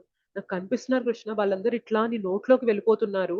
వెళ్ళిపోయి ఎట్లా ఉందంటే వాళ్ళ తలలు వచ్చేసి నీ పళ్ళ కింద అలా క్రష్ అవుతున్నాయి, వచ్చి అలా గుద్దుకొని, మనం ఏ చిన్న జంతికలు తింటే ఎట్లా అట్లా టకటకటక నమలేస్తాం కదా. సో భగవంతుని పళ్ళ కింద వారి తలలు అట్లా క్రష్ అయిపోతున్నాయా అన్నట్టు కనిపిస్తుందంట. సో అర్జునుడికి ఏమీ అర్థం కావట్లేదు. సో ఇదంతా చూసాక అడుగుతున్నారు. ఏమడుగుతున్నారు అంటే, అసలు నువ్వెవరు, నువ్వు ఏం చేస్తూ ఉంటావు, నువ్వు ఏంటిదంతా అని చెప్పి అడుగుతున్నారు. సో అర్జునుడికి ఇప్పుడు కృష్ణుడి యొక్క ఉపదేశాలు ఏం చెప్తున్నారంటే, నేనే కాలాన్ని, కాలోస్మి, అహం కాలోస్మి, నేనే సమయాన్ని అని చెప్తున్నారనమాట. కాలమును నేను, నా పరికరానివి కమ్ము అని చెప్తున్నారు. సో నేనే కాలాన్ని, సో భవిష్యత్తులో ఏం జరుగుతుందో కూడా నేను అంతా డిసైడ్ చేసి పెట్టాను. అందుకే నువ్వు ఈ విశ్వరూపంలో చూడగలుగుతున్నావు. అర్జునుడు పోరాడటానికి ఇష్టపడకపోయినా వారు ఏ విధంగానైనా చనిపోతారు, కాబట్టి నువ్వు పరికరము కమ్ము. ఇది మనం తెలుసుకోవాల్సిన లెసన్ అన్నమాట. ఏంటి అంటే భగవంతుడు ఫిక్స్ అయిపోయారు, అధర్మం వైపు నిలబడిన వాళ్ళందరినీ కూడా నేను చంపేస్తాను అని ఫిక్స్ అయిపోయారు.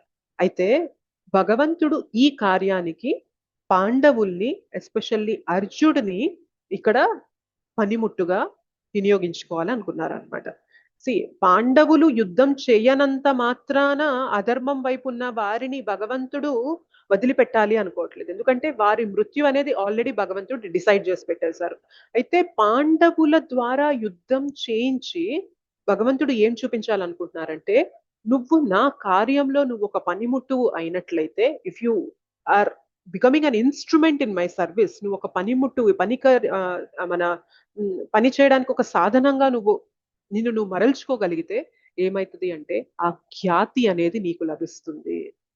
సో ఇంత యుద్ధం చేశాక అర్జునుడు చాలా గొప్పగా యుద్ధం చేశాడు అనే ఖ్యాతి అర్జునుడికే వస్తుంది కదా.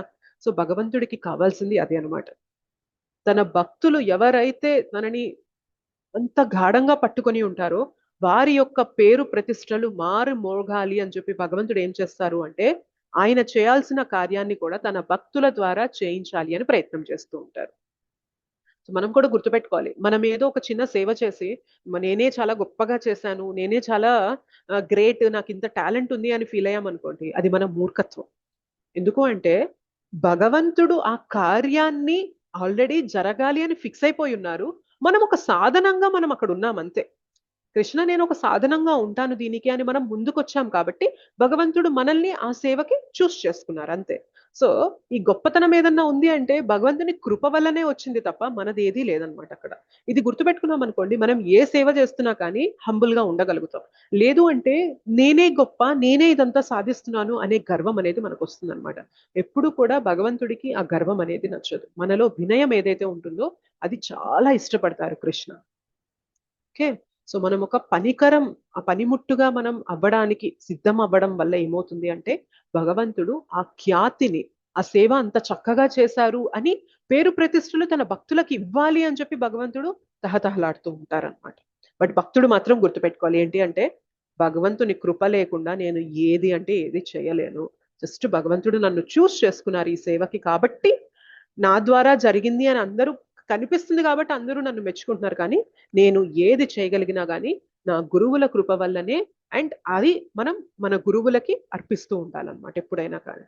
ఓకే, సో దీనివల్ల ఏమవుతుంది అంటే మనం హంబుల్ గా ఉండగలుగుతాం, వినయంగా ఉండగలుగుతాం అనమాట. ఓకే, ఇంకొక మాట అంటారు, ఏమంటారు అంటే భగవంతుడు తన పైన ఏదన్నా దురుసుగా మాట్లాడినా, మనం కఠినంగా బిహేవ్ చేసినా భగవంతుడు సహిస్తాడేమో కానీ తన భక్తుల పట్ల ఎవరైనా అవమానం చేసినా, ఎవరైనా ఇబ్బంది పెట్టాలని చూసినా భగవంతుడు సస్సేమిరా క్షమించాడు. ఇదే మనకి నిదర్శనం అనమాట. ఎందుకంటే యుద్ధం వద్దు కృష్ణ, యుద్ధం వద్దు కృష్ణ అని అర్జునుడు చెప్తున్నా గానీ భగవంతుడు ఏమంటున్నారు, వాళ్ళని నేను ఆల్రెడీ చంపేసేసాను అర్జున. జస్ట్ నువ్వు ఇది చెయ్యడం వల్ల మీరు ఆ ఖ్యాతిని పొందాలి అనే భావన నాకుంది కాబట్టి మిమ్మల్ని నేను చూస్ చేస్తున్నాను అంతే. మిమ్మల్ని ఇబ్బంది పెట్టిన రోజే, ఎప్పుడైతే ద్రౌపది దేవి యొక్క జుట్టుని పట్టుకొని దుశ్శాసనుడు లాక్కొస్తున్నారు చూసావా, ఆ రోజే వాళ్ళ మరణం అనేది తథ్యమైపోయింది. ఆ రోజే నేను వాళ్ళని చంపేశాను. బట్ ఇదంతా ఎందుకు నడిపిస్తున్నానంటే ఆ ఖ్యాతి, ఆ పేరు, ఆ ప్రతిష్టలు మీకు రావాలి అని చెప్పి నేను ఇదంతా చేస్తున్నాను. నువ్వు ఒక పనికరం అవ్వు అని చెప్తున్నారు అనమాట. సో భగవంతుడు తన భక్తుల జోలికి వస్తే మాత్రం అస్సలు ఒప్పుకోరు. ఓకేనా?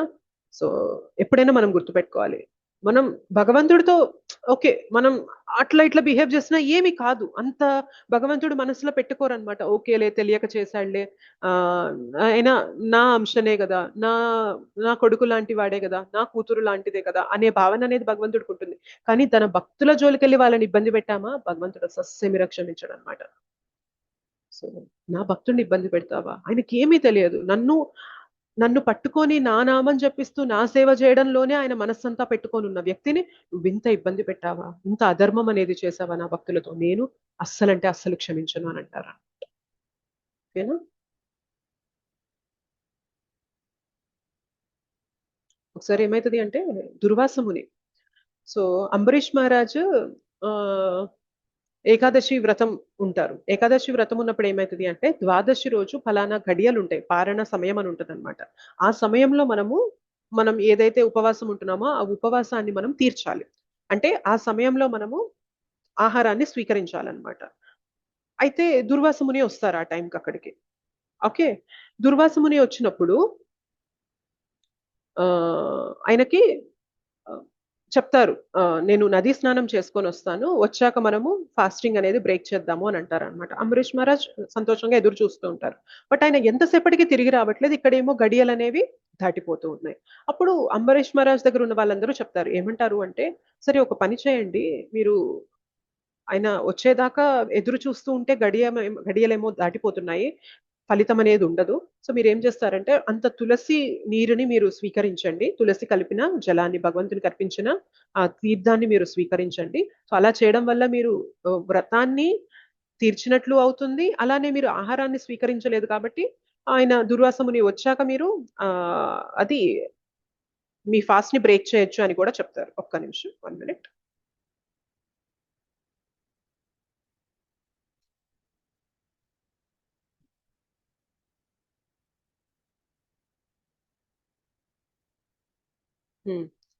చెప్తారనమాట. సో అలా చేస్తారు ఇంకా. సరే అందరూ చెప్పినట్లుగా అలా చేద్దాంలే అని చేసేసరికి వెంటనే దుర్వాసముని వస్తారు. ఎప్పుడైతే ఈ విషయం తెలుసుకుంటారో, నేను నీ అతిథిని, నాకు మర్యాద అనేది చేయకుండా నువ్వు నీ యొక్క వ్రతాన్ని తీరుస్తావా, నా కోపానికి నువ్వు కారణమయ్యావు అని చెప్పి ఆయన వెంటనే ఏం చేస్తారు తెలుసా, ఒక రాక్షసుని సృష్టిస్తారు. ఓకే. సో అది నిప్పుతో ఉంటారనమాట రాక్షసుడు. సో రాక్షసుడిని అంబరీష్ మహారాజ్ వైపు పురమాయిస్తాడనమాట, వెళ్ళి అంబరీష్ మహారాజ్ని చంపేస్తాయని చెప్పి పంపిస్తారనమాట. అంబరీష్ మహారాజ్ ఒక్క అడుగంటే ఒక్క అడుగు, ఒక్క అంగుళం కూడా అట్లా కదలలేదన్నమాట. ఎప్పుడైతే ఆ రాక్షసుడు అంబరీష్ మహారాజ్ ని చంపడానికి వస్తూ ఉంటారో, భగవంతుని యొక్క సుదర్శన చక్రం ఆ రాక్షసుని వెంబడిస్తుంది అనమాట. సో ఎంత వెంబడిస్తుందంటే ఆ రాక్షసుని చంపేస్తుంది, అండ్ ఈ రాక్షసుని సృష్టించిన దుర్వాస ముని వైపు వెళ్తుంది అనమాట. ఇప్పుడు సుదర్శన చక్రం, దుర్వాసముని ముల్లోకాలు తిరుగుతూ ఉంటారనమాట. అటెళ్తారు. అమ్మో ఈ సుదర్శన చక్రం నా దగ్గరకు వస్తుంది, నా తల నరికేయడానికి వస్తుంది అని చెప్పి ప్రతి ఒక్కరు పాదాలు పట్టుకోవడానికి వెళ్తారనమాట. ఎవ్వరు కూడా అంటారు మా వల్ల కాదు, అది భగవంతుని చేతిలో ఉండే ఆయుధము, మేము దాన్ని కంట్రోల్ చేయలేము, నువ్వు ఏదన్నా చేయగలనంటే భగవంతుడి దగ్గరికి వెళ్ళే మాట్లాడుకో అంటారు. సో ఆయనకి ఇంక ఏమీ తెలియక భగవంతుడి దగ్గరికి వెళ్ళి ఆయన పాదాలు పట్టుకుంటారనమాట. తండ్రి నన్ను కాపాడు, నేను పొరపాటున తప్పు చేశాను, మీ సుదర్శన చక్రం వస్తుంది నన్ను చంపేయడానికి, దయచేసి దాన్ని విరమించుకోండి, నన్ను కాపాడండి అంటే ఒకే మాట అంటారనమాట. ఏమంటారంటే, శ్రీహరి నేను కూడా క్షమించడానికి నువ్వు నా చేతిలో ఏం లేదు. ఎందుకు అంటే నా భక్తులకి అన్యాయం జరుగుతుంది అంటే సుదర్శన్ ఎప్పుడు ఊరుకోడు అనమాట. వాళ్ళని చంపేయాలి అని చూస్తూ ఉంటారు, వాళ్ళని ఎలాగోలా మట్టు పెట్టాలి అని చూస్తూ ఉంటారు. ఇప్పుడు నా క్షమాపణ వల్ల నువ్వు పొందేది ఏమీ లేదు, నువ్వు ఎవరి పాదాలు పట్టుకోవాలంటే వెళ్ళి అంబరీష్ మహారాజ్ పాదాలు పట్టుకో, ఆయన ఒకవేళ నిన్ను క్షమించాను అని అంటారా, సుదర్శన చక్రం నిన్నేం చేయదు అంటారనమాట. ఇమీడియట్ గా దుర్వాస ముని వెళ్ళి అంబరీష్ మహారాజ్ పాదాల మీద పడిపోతారనమాట. దయచేసి మీరు నన్ను క్షమించండి, నాకు ఆ గర్వం అనేది రావడం వల్ల నేను ఇలా చేశాను, మీరు నన్ను క్షమించండి, మీరు క్షమించనని ఒక మాట చెప్పండి అంటే అప్పుడు అంబరీష్ మహారాజ్ అంటారనమాట, నాకు ఎలాంటి కోపం లేదు మీ పైన, నేను మిమ్మల్ని క్షమించాను అంటే అప్పుడు సుదర్శన చక్రం అనేది ఆ శక్తి అనేది ఆగుతుంది అనమాట అక్కడ దుర్వాస మహారాజ్ని వెంబడించకుండా. సో అంత ఇదిగా చూసుకుంటారనమాట భగవంతుడు తన భక్తుల్ని. సో ఇప్పుడు అధర్మం వైపు ఉన్న వాళ్ళందరినీ కూడా నేను ఆల్రెడీ చంపేశాను అర్జున, మీరు జస్ట్ ఒక సేవకుడుగా, ఒక పనిముట్టుగా, ఇన్స్ట్రుమెంట్ గా అవ్వడం వల్ల మీకు పేరు ప్రతిష్టలు వస్తాయి, జస్ట్ బి అన్ ఇన్స్ట్రుమెంట్ అని అంటారు. ఓకేనా.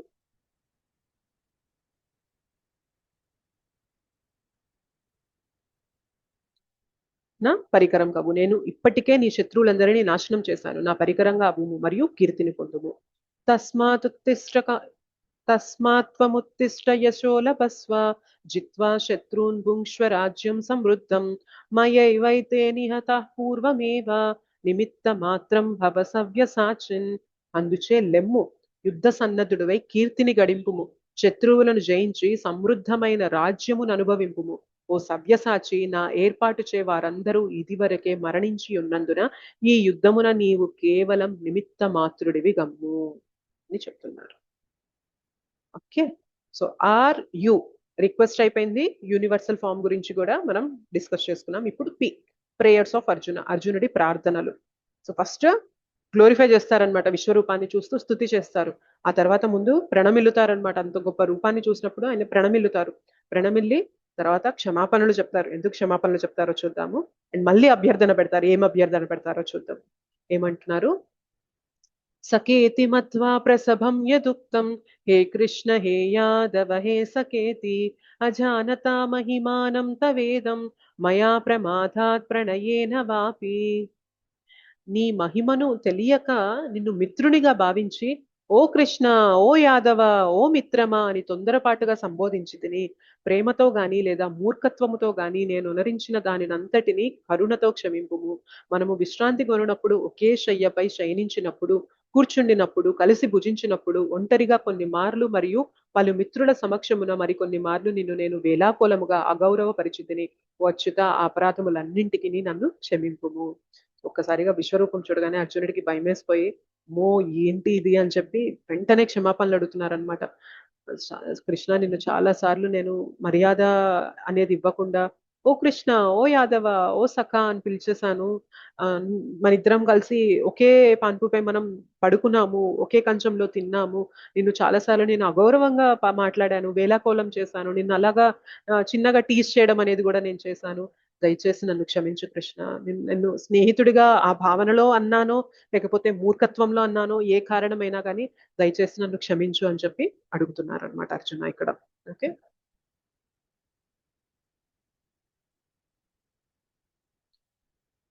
ఇప్పుడు మళ్ళీ రిక్వెస్ట్. ఏం రిక్వెస్ట్ పెడుతున్నారు అంటే ఆర్మ్డ్ ఫామ్, బాహురూపం గురించి మళ్ళీ రిక్వెస్ట్ పెడుతున్నారు. మానవుని వంటి ద్విబాహు రూపం అడుగుతున్నారు, మానుష రూపం. అతి సౌమ్యమైనది, దర్శనం దుర్లభం. ఏమంటున్నారో చూద్దాం. అర్జున ఉవాచ దృష్ట్వేదం మానుషం రూపం తవ సౌమ్యం జనార్దన ఇదానీమస్మి సంవృత్తః సచేతాః ప్రకృతిం గతః. ఆ విధముగా అర్జునుడు శ్రీకృష్ణుని ఆద్య రూపమును గాంచినంత ఇట్లు పలికెను, ఓ జనార్దన, అత్యంత సుందరమైన ఈ నీ మానవ రూపమును గాంచి శాంత చిత్తుడనై నా సహజ స్వభావమును పొందితిని.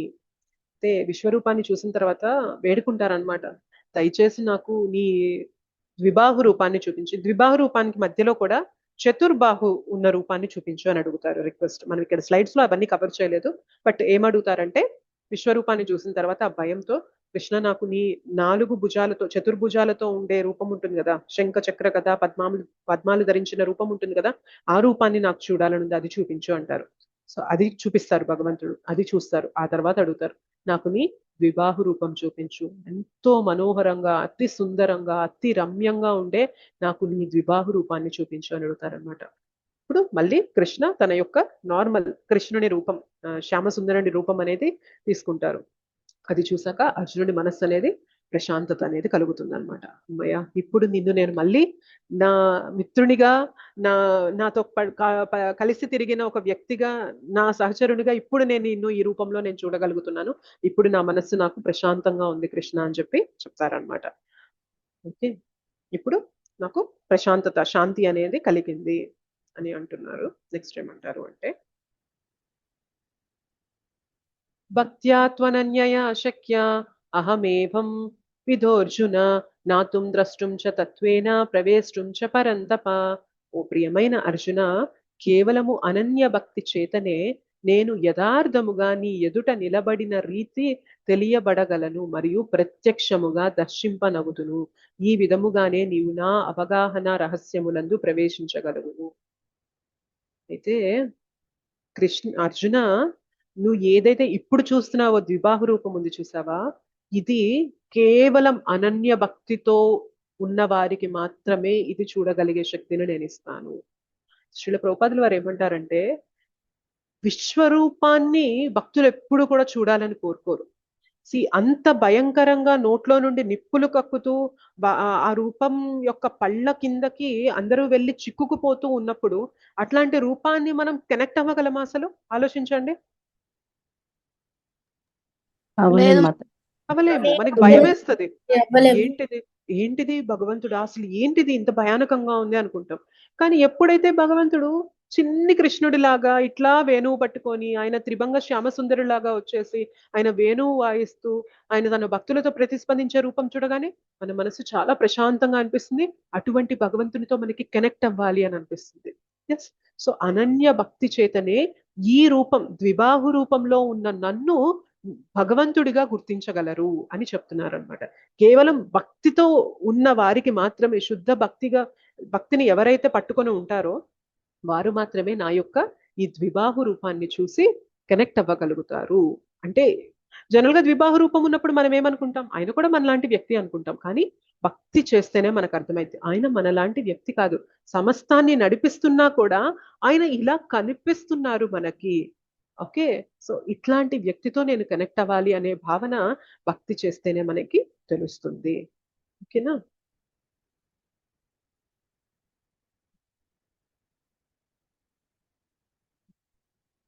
ఎస్.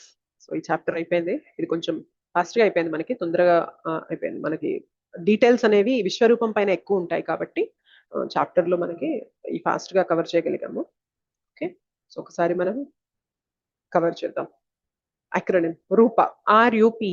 ఆర్ అంటే రిక్వెస్ట్. అర్జునుడి యొక్క మానసిక స్థితి అనేది చూసాం. కన్ఫ్యూజన్ అనేది పోయింది, నాకు క్లారిటీ వచ్చింది అని చెప్పి, నువ్వు ఏ రూపంతో విశ్వమంతా వ్యాప్తి చెంది ఉన్నావో ఆ రూపాన్ని నాకు చూడాలనుంది, దయచేసి నాకు చూపించగలవా అని వినయపూర్వక అభ్యర్థన అనేది పెట్టారు. అండ్ యూనివర్సల్ ఫామ్, భగవంతుడు దివ్య దృష్టిని ప్రసాదించి అర్జునుడికి తన విశ్వరూపాన్ని చూపించారు.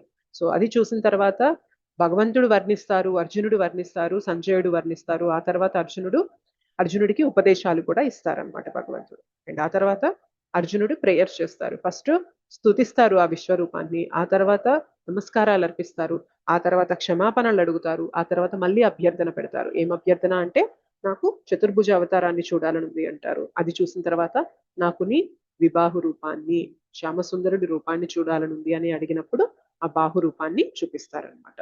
సో మానవుని వంటి 2 బాహువుల రూపం చాలా సౌమ్యమైనది అండ్ ఆ దర్శనం అనేది దుర్లభమైనది. కేవలం భక్తులు మాత్రమే ఆ రూపంలో ఉన్న కృష్ణుణ్ణి భగవంతుడిగా గుర్తించగలరు. లేదు, భక్తి లేదనుకోండి, ఏమనుకుంటారు అంటే ఆయన కూడా సాదాసీదా వ్యక్తి అని భావిస్తారు. కేవలం భక్తి ప్రాక్టీస్ చేస్తున్న వాళ్ళే తెలుసుకుంటారు అనమాట. విశ్వాన్ని నడిపిస్తున్న వ్యక్తి అయినప్పటికీ కూడా ఈయన నాతో ప్రతిస్పందించడానికి ఇంత మనోహరమైన రూపాన్ని దాల్చి నా కళ్ళ ముందు ఉన్నారు అని తెలుసుకోగలుగుతారు భక్తులు. ఓకేనా? సో ఇది విశ్వరూప దర్శనం. అందరం కలిసి 3 సార్లు హరే కృష్ణ మహామంత్రం జపిద్దామా? హరే కృష్ణ కృష్ణ కృష్ణ హరే హరే, హరే రామ రామ రామ హరే హరే. హరే కృష్ణ కృష్ణ కృష్ణ హరే హరే, హరే రామ రామ హరే హరే. హరే కృష్ణ కృష్ణ కృష్ణ హరే హరే, హరే రామ రామ హరే హరే.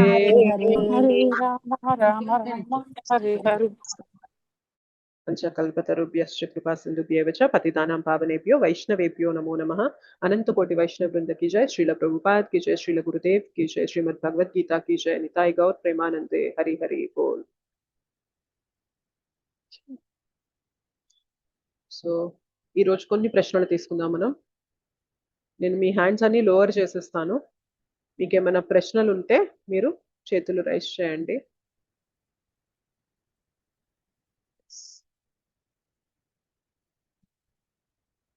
సత్యనారాయణ నల్ల ప్రభుజీ. హరే కృష్ణ మాతాజీ. హరే కృష్ణ ప్రభుజీ. మళ్ళీ అక్షర బ్రహ్మ యోగం నుంచే సందేహం మాతాజీ. ఆ రోజు అడిగాను, దానికి కంటిన్యూషన్. మాతాజీ అది ఏమన్నారంటే 10 చక్ర అంటే ఏమంటారు, 4,32,000 సంవత్సరాలు 10 సార్లు గడిచినప్పుడు ఒక మహాయుగమో దివ్యయుగమో అయిపోతుంది అన్నారు. అలాంటిది ఒక 1000 దివ్యయుగాలు అయినప్పుడు బ్రహ్మగారి పగలైపోతుంది, తర్వాత రాత్రి కాలం వస్తుంది, మహాప్రళయం వస్తుంది అన్నారు.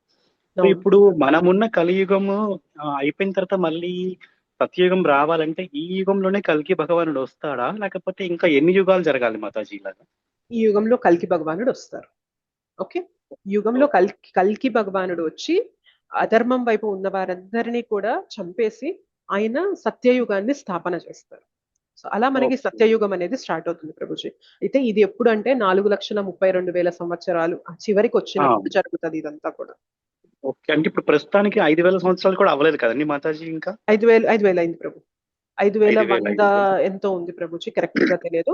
బట్ 5,000 సంవత్సరాలు అయితే కంప్లీట్ అయింది. బాబాయ్, అలా వింటే ఇంకా 4,30,000 సంవత్సరాలు ఇలాగే ఉంటుంది, ఘోరంగా అయిపోతుందేమో కదా మాతాజీ. 5,000 సంవత్సరాలకే ఇలా ఉంది కలికాలం. ముందుకెళ్లే కొద్దీ నెక్స్ట్ అంటే ఇప్పుడు 10,000 ఇయర్స్ ఏదైతే ఉందో దీన్ని గోల్డెన్ పీరియడ్ అంటారు ప్రభుజీ. సో ఏమంటారు అంటే ఈ 10,000 సంవత్సరాలు భక్తి చాలా బాగా పెరిగిద్దంట. ప్రతి ఒక్కరు కూడా భక్తిని తీసుకోవడానికి మక్కువ చూపుతారంట. సో భక్తి బాగా పెరిగి ప్రతి చోట హరినామం అనేది జపిస్తూ ప్రతి ఒక్కరు కూడా భక్తి మార్గాన్ని తొందరగా తీసుకుంటారు. బట్ 10,000 సంవత్సరాల తర్వాత మెల్లమెల్లగా క్షీణించడం మొదలయ్యి ఘోర కలి అనేది మొదలవుతుంది అంటారు అనమాట. సో వీలైనంత తొందరగా మనం భక్తిని తీసేసుకొని ఈ ధామం నుండి మనము గుడ్ బై చెప్పేసి వెళ్ళిపోవాలి. సో అదే మన ఫోకస్ అన్నమాట. ఇప్పుడే ఉండలేకపోతున్నాం మాతాజీ, ఇంకా ముందు ముందు అంటే ఇంకా ఘోరంగా అయిపోతుందండి. చాలా దారుణంగా ఉండిపోతుంది ప్రభుజీ, చాలా చాలా దారుణంగా ఉండిపోతుంది ఘోర కలి అనేది. ఓకే, అండ్ మరి ఇప్పుడు ఈ కలియుగం నుంచి సత్యయుగం మారాలి అంటే మధ్యలో ప్రళయం రావాలా మాతాజీ? ఇంకా కల్కి భగవానుడు వస్తే సరిపోతుందంట, ప్రళయం కూడా రావాలంట? బేసిక్ గా అయితే ప్రళయం అనేది మనకి నైట్ బ్రహ్మదేవుని నైట్ మాత్రమే జరుగుతుంది అని అంటారు ప్రభుజీ. లేదా బ్రహ్మదేవుని 100 సంవత్సరాలు అయిపోయాక జరిగేది మహాప్రళయం ఉంటుంది అంటారు. బట్ ఈ కలియుగం నుండి సత్యయుగం ట్రాన్సిషన్ కి ప్రళయం ఉంటుంది అని ఎప్పుడు చెప్పరు. ఈ యుగాలు అనేవి తిరుగుతూ ఉంటాయి అట్లా అంతే. బట్ బ్రహ్మదేవుని నైట్ వచ్చినప్పుడు మాత్రం అవుతుంది. ఇప్పుడు ఇంకా అది లేదు కాబట్టి మనకి ప్రళయం అనేది ఉండదు, సత్యయుగం అనేది స్థాపన జరుగుతుంది. ఓకే ఓకే, అంటే కొన్ని అంటే టీవీ సీరియల్స్ లో చూసినప్పుడు కలియుగం అయిపోగానే మళ్ళీ ప్రళయం వస్తుంది, మళ్ళీ సత్యయుగం స్టార్ట్ అవుతుందని చూపిస్తూ ఉంటారు కదా మాతాజీ. అందుకని మనకి శాస్త్రాల ప్రకారం ఇట్లా ఉంటుంది ప్రభుజీ. సో మనకి 4 యుగాలు తిరుగుతూ ఉంటాయి, నడుస్తూ ఉంటాయి. సత్య త్రేత ద్వాపర కలి, సత్య త్రేత ద్వాపర కలి అనేది నడుస్తూ ఉంటాయి. బట్ ఎప్పుడైతే ఇవి 100 సార్లు 1000 సార్లు నడిచాయో ఆ తర్వాత మాత్రం మనకి ప్రళయం వస్తుంది. ధన్యవాదాలు Mataji, thank you so much. Hare Krishna. Thank you. Madhavi Mataji. Hare Krishna మాతాజీ. హరే కృష్ణ మాతాజీ. అందరూ ఆయన అంశాలే అంటారు కదా మాతాజీ, మరి భక్తులను మాత్రమే కాపాడతారు అని ఎందుకు అట్లా వచ్చింది మాతాజీ? కృష్ణుడు అంటే భక్తులని మాత్రమే కాపాడతారు అంటే అంటే మీరు ఏదైనా ఏమైనా అంటే ఇందాక చెప్పారు కదా మాతాజీ దుర్వాస మహర్షి అని. అంబరీష్ మహారాజు ఏ స్థానంలో ఉన్నారు అంటే నన్ను ప్రొటెక్ట్ చేయడానికి భగవంతుడు ఉన్నాడు, నన్ను నేను నా రక్షణ కూడా నేను పట్టించుకోను అన్న స్థితిలో నిలబడిన వ్యక్తికి భగవంతుడు నిలబడకపోతే, అండగా నిలబడకపోతే మనం ఆయన భగవంతుడని ఎలా మాట్లాడగలం మాతాజీ? అంబరీష్ మహారాజు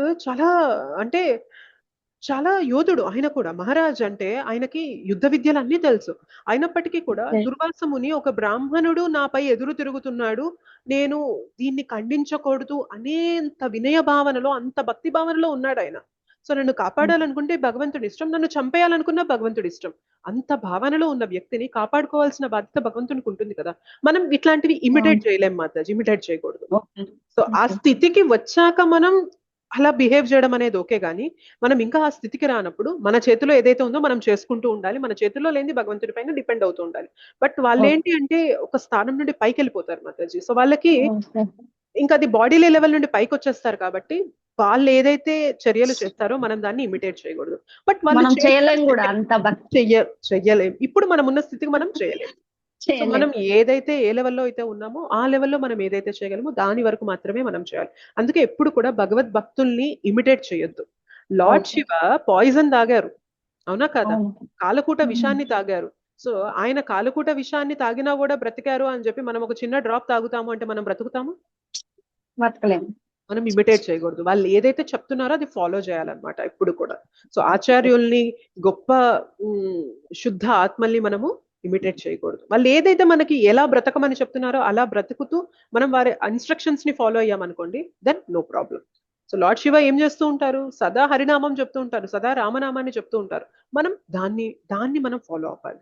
ఓకే, సో ఆ లెసన్ మనం ఏం తెలుసుకోవాలంటే కాలకూట విషాన్ని కూడా ఎదిరించి నిలబడగల శక్తి లార్డ్ శివాకి ఎలా వచ్చిందంటే సదా భగవన్ నామం అనేది వస్తుంది కాబట్టి. సో మనం కూడా ఈ జగత్తులో ఉన్నాము, ఎప్పుడు కూడా నెగటివిటీతో ఉన్నాము, అనర్థాలతో నిండిపోయి ఉన్నాము. మరి ఈ అనర్థాల నుండి మనల్ని మనం ప్రొటెక్ట్ చేసుకునే శక్తి ఎక్కడి నుండి వస్తుంది? హరే కృష్ణ మహామంత్రం నుండి వస్తుంది. దేవతలు కూడా హరినామాన్ని జపిస్తుంటారా మాతాజీ? కొందరు మాతాజీ, దేవతల్లో కూడా కొందరు శుద్ధ భక్తులు ఉంటారు, కొందరు మిశ్రమ భక్తులు ఉంటారు. సో ఎవరైతే శుద్ధ భక్తులు ఉంటారో వాళ్ళు అది భగవత్ సేవగా భావించి చేస్తూ ఉంటారు. కొందరు ఏంటి అంటే అంత ఫిక్స్డ్ అప్ డివోటీస్ ఉంటారు అనమాట. సో వాళ్ళు ఏంటంటే వాళ్ళు పుణ్యకార్యాలు చేసుకొని దేవతల పొజిషన్ కి వెళ్ళిన వారు ఉంటారు కాబట్టి వాళ్ళు మళ్ళీ ఆ పుణ్యం అనేది అయిపోయాక తిరిగి మళ్ళీ ఈ భూలోకానికి వస్తూ ఉంటారు. సో అది డిపెండ్స్, ఒకరి నుండి ఒకరికి డిపెండ్ అవుతూ ఉంటుంది. ఓకే మాతాజీ, చిన్న డౌట్ క్లారిఫై చేస్తున్నాను అంతే. నో ప్రాబ్లం మాతాజీ. హరే కృష్ణ. హరే కృష్ణ. చంద్రమౌళి వర్మ ప్రభుజీ. హరే కృష్ణ మాతాజీ. హరే కృష్ణ ప్రభు. ఇది మనము యూనివర్సల్ ఫామ్ లో విశ్వరూపం గురించి చర్చించుకున్నాం కదా. అవును. అందులో మీరు టూ టైప్స్ చెప్పారు. ఒకటి భగవంతుడు దయ ఉండాలని చెప్పారు, కృప. ఇంకా రెండు చెప్పారు కదా, వ్యక్తం, అది అర్థం కాదండి. వ్యక్తమైనది అవ్యక్తమైనది అంతా కూడా వ్యక్తము అవ్యక్తం అంటే మనకి కొన్ని తెలుసుకోగలుగుతాం, కొన్ని తెలుసుకోలేకపోతాం ప్రభుజీ. కానీ విశ్వరూపంలో ఏంటి అంటే సమస్తం ఆ రూపంలో కనిపిస్తూ ఉన్నాయి. అంటే వ్యక్తమయ్యేది అవ్యక్తమయ్యేది, మేనిఫెస్ట్ అయ్యేది అన్మానిఫెస్ట్ అయ్యేది అంతా కూడా ఆ విశ్వరూపంలో ఒకే ప్లేస్ లో భగవంతుడు చూపిస్తున్నారు అని అంటున్నారు అనమాట. ఓకేనా? ధన్యవాదాలు. హరే కృష్ణ. నారాయణ ప్రభుజీ.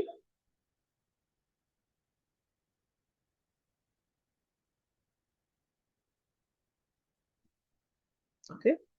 సుజాత మాతాజీ. మాతాజీ ప్రణామాలు మాతాజీ. ఓకే, ఈ మధ్యన ఇట్లాగే భక్తి విషయంలో వచ్చేసి ఒక ఫ్యామిలీలో మాకు శివుడు వచ్చి కాపాడుతాడు, మాకు ఆయన ఉన్నాడు అన్నట్లు చేసేసుకుని సంథింగ్ చేసేసుకున్నారు మాతాజీ. కాల్ చేసుకోవడం ఏదో సంథింగ్ జరిగిపోయింది. అంటే వీళ్ళు ఇలా అనుకునేసి దేవుడు ప్రత్యక్షంగా ఇప్పుడు వచ్చి కాపాడేస్తాడు అన్నట్లు అంత మూఢంగా ఉండేసి అసలు వాళ్ళ జీవితాలే పోయాయి మాతాజీ ఆ ఫ్యామిలీలో. ఏమంటారంటే మాతాజీ, ఒక 10 అంతస్తుల బిల్డింగ్ పైన నిలబడి ఒక వ్యక్తి ఇంకో వ్యక్తిని అడుగుతున్నారంట, ఇక్కడ నుండి దూకితే మీ భగవంతుడు కాపాడుతారా అని అంటే ఆ వ్యక్తి చెప్తున్నారంట, ఏమంటున్నారంటే నేను జారిపోయి పడిపోతే భగవంతుడు కాపాడుతాడు కానీ నేను దూకితే భగవంతుడు కాపాడు అంటారన్నమాట. అంటే నేను కావాలని నేను ఇది చేసుకొని నేను దూకుతాను అని అంటే భగవంతుడు కాపాడు. ఏదో పొరపాటు జరగడం వల్ల అక్కడ నుండి పడిపోయామనుకోండి, అప్పుడు మాత్రం భగవంతుడు కాపాడుతాడు అని అంటారు అనమాట. సో భగవంతుడు మనకి స్వేచ్ఛాశక్తిని పెట్టారు. ఆ స్వేచ్ఛాశక్తి ద్వారా నువ్వు దూకాలి అని అనుకున్నావు, దూకు, ఏమవుతుందో అది అవుతుంది అంతే.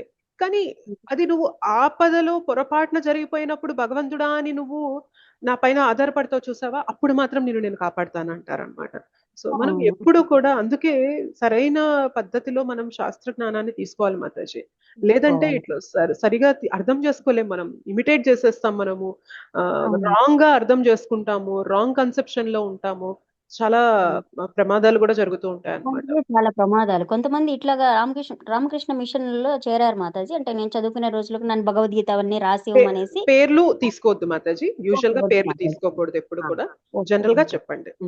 అలా చేసినప్పుడు వాళ్ళు కూడా వాళ్ళలో కొంచెం ఒక ఆవిడకి ఇలాగా అయిపోయి కొంచెం డీప్ గా అలా అయిపోయింది అట్లట్లా అనేసి మళ్ళీ అది మానేసి అలా చేశారనమాట. అంటే వాళ్ళు అలా వాళ్ళకే వాళ్ళు ఇమిటేట్ అవుతున్నట్లున్నారు. నేను చాలా గొప్ప, నన్ను కాపాడేస్తాడు అనేసి ఒక ఇమ్మర్స్ లో ఒక లీనం అయిపోయినట్లుగా అయిపోయేసి మైండ్ అక్కడ వాళ్ళకి ప్రాబ్లం అయిపోతుంది. ఏది ఉన్నది లేనిది అన్న సత్యం ఏది ఇది ఇలా కొంచెం సరిగ్గా అనలైజ్ చేసుకుంటూ పోతే ఓకే. గాని అందువలన మాతాజీ చాలా వరకు భక్తి అంటేనే ఓహో అదేంటో అదే ఒక పిచ్చిలాగా వచ్చేస్తుంది అన్నట్లు ఒక మూఢ నమ్మకం వెళ్ళిపోతున్నారు ఒకళ్ళని చూసేసి అందరూ. అది వాళ్ళ మానసిక స్థితి సరిగా అర్థం చేసుకోలేని స్థితి అన్నమాట అది. అవును అవును మాతాజీ, అది ట్రూ. మీరు ఏదైతే లాస్ట్ లో పాయింట్ చెప్పారో, అందరూ కూడా ఏదో ఒకటి ఫాలో అవడం వల్ల నిజంగా భక్తి చేద్దామని ప్రయత్నం చేసే వాళ్ళని కూడా ఏముందిలే అందరిలో కూడా వీళ్ళు అట్లనే కొట్టుకుపోతున్నారు అని అనుకుంటారు తప్ప నిజంగా శుద్ధ భక్తి ఉన్న చోట కూడా మనము పట్టుకోలేకపోతున్నాం అన్నమాట అన్ని పోకడల్ని చూసి మనం సమాజంలో. బట్ వస్తుంది మాతాజీ, టైం వస్తుంది. అందరం ఇప్పుడు మీరందరూ కూడా చక్కగా జపం చేస్తూ, మీరు కూడా భగవద్గీత చదువుతూ, మీరు కూడా ప్రచారకులు అయిపోయి మీరు కూడా అందరికీ ప్రచారం చేశారనుకోండి. సో అట్లా అట్లా అట్లా మెల్లమెల్లగా మనము కరెక్ట్ విధంగా భక్తిని ఎలా అర్థం చేసుకోవాలి అని వీలైనంత మందికి మనం తెలుపగలుగుతాం అనమాట. తెలపాలి మాతాజీ, తెలపాలి మొత్తంకి. అట్లాగా స్లోగా ప్రాసెస్ మీద వెళ్ళిపోతే అండర్స్టాండ్ చేసుకుంటా ఉంటే ఎటువంటి ఇబ్బంది ఉండదు. భగవంతుని సేవ చేయడం వల్ల అసలు ఎటువంటి ఇబ్బంది ఉండదు, కానీ మానసిక స్థితి ఇంకా మెరుగుపడుతుందే తప్ప అది అలాగా చేసే వాళ్ళకి కూడా ఏమనిపిస్తుంది అంటే మాతాజీ, వాళ్ళని చూసేసి వీళ్ళు కూడా ఆవిడ అలా అయ్యారు, మీరు ఇలా అవుతారు అన్నట్లు ఒక అందువల్ల వీళ్ళకి కూడా అలాగ అనిపిస్తూ ఉంటుంది అనమాట. అది అర్థం చేసుకోలేని స్థితి ఇంకేం ఉండదు అక్కడ. ఓకే మాతాజీ, ధన్యవాదాలు మాతాజీ, చాలా చక్కగా వివరించారు. హరే కృష్ణ, దండవత్ ప్రణామం మాతాజీ. హరే కృష్ణ ప్రభుజీ, దండవత్ ప్రణామం. చెప్పండి ప్రభు, చెప్పండి ప్రభుజీ. ఓకే, మీ వాయిస్ రావట్లేదు, మీరు మాట్లాడుతున్నారా?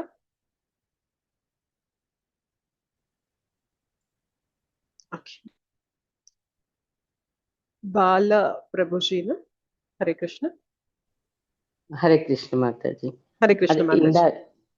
ఇందాక వాళ్ళు అడిగారు కదా, దేవతలు ఇలా వాళ్ళు భక్తి చేస్తారా ఇట్లా అంటే, మనుషులకి ఆ స్వర్గానికి వెళ్ళి అది దానికి మహాభారతంలో నహుషుడి కథ అది ఎగ్జాంపుల్ గా ఉంటుంది. నహుషుడి కూడా తీసుకువెళ్ళి ఆయన ఇక్కడ చాలా గొప్ప వ్యక్తి అని ఇంద్ర పదవి ఖాళీగా ఉన్నప్పుడు ఆయన్ని ఇంద్ర పదవిలో కూర్చోబెట్టి ఆ అహంకారంతో ఆయన మళ్ళీ ఎలా కిందకి దిగిపోయాడు అన్నది. ఆయన మంచి వ్యక్తి, ఆయన ఎన్నో పుణ్యకార్యాలు చేస్తేనే కదా ఇంద్ర పదవి వచ్చేది.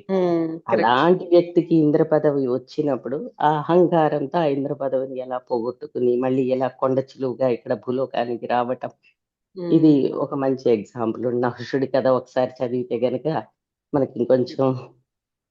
హరే కృష్ణ. Thank you. లీలా మాతాజీ. హరే కృష్ణ మాతాజీ. హరే కృష్ణ మాతాజీ, నమస్తే అండి. నేను విశాఖపట్నం నుంచి మాట్లాడుతూ ఉన్నాను. మీ లెక్చర్ ఫస్ట్ టైం వింటూ ఉన్నాను, మీ లెక్చర్స్.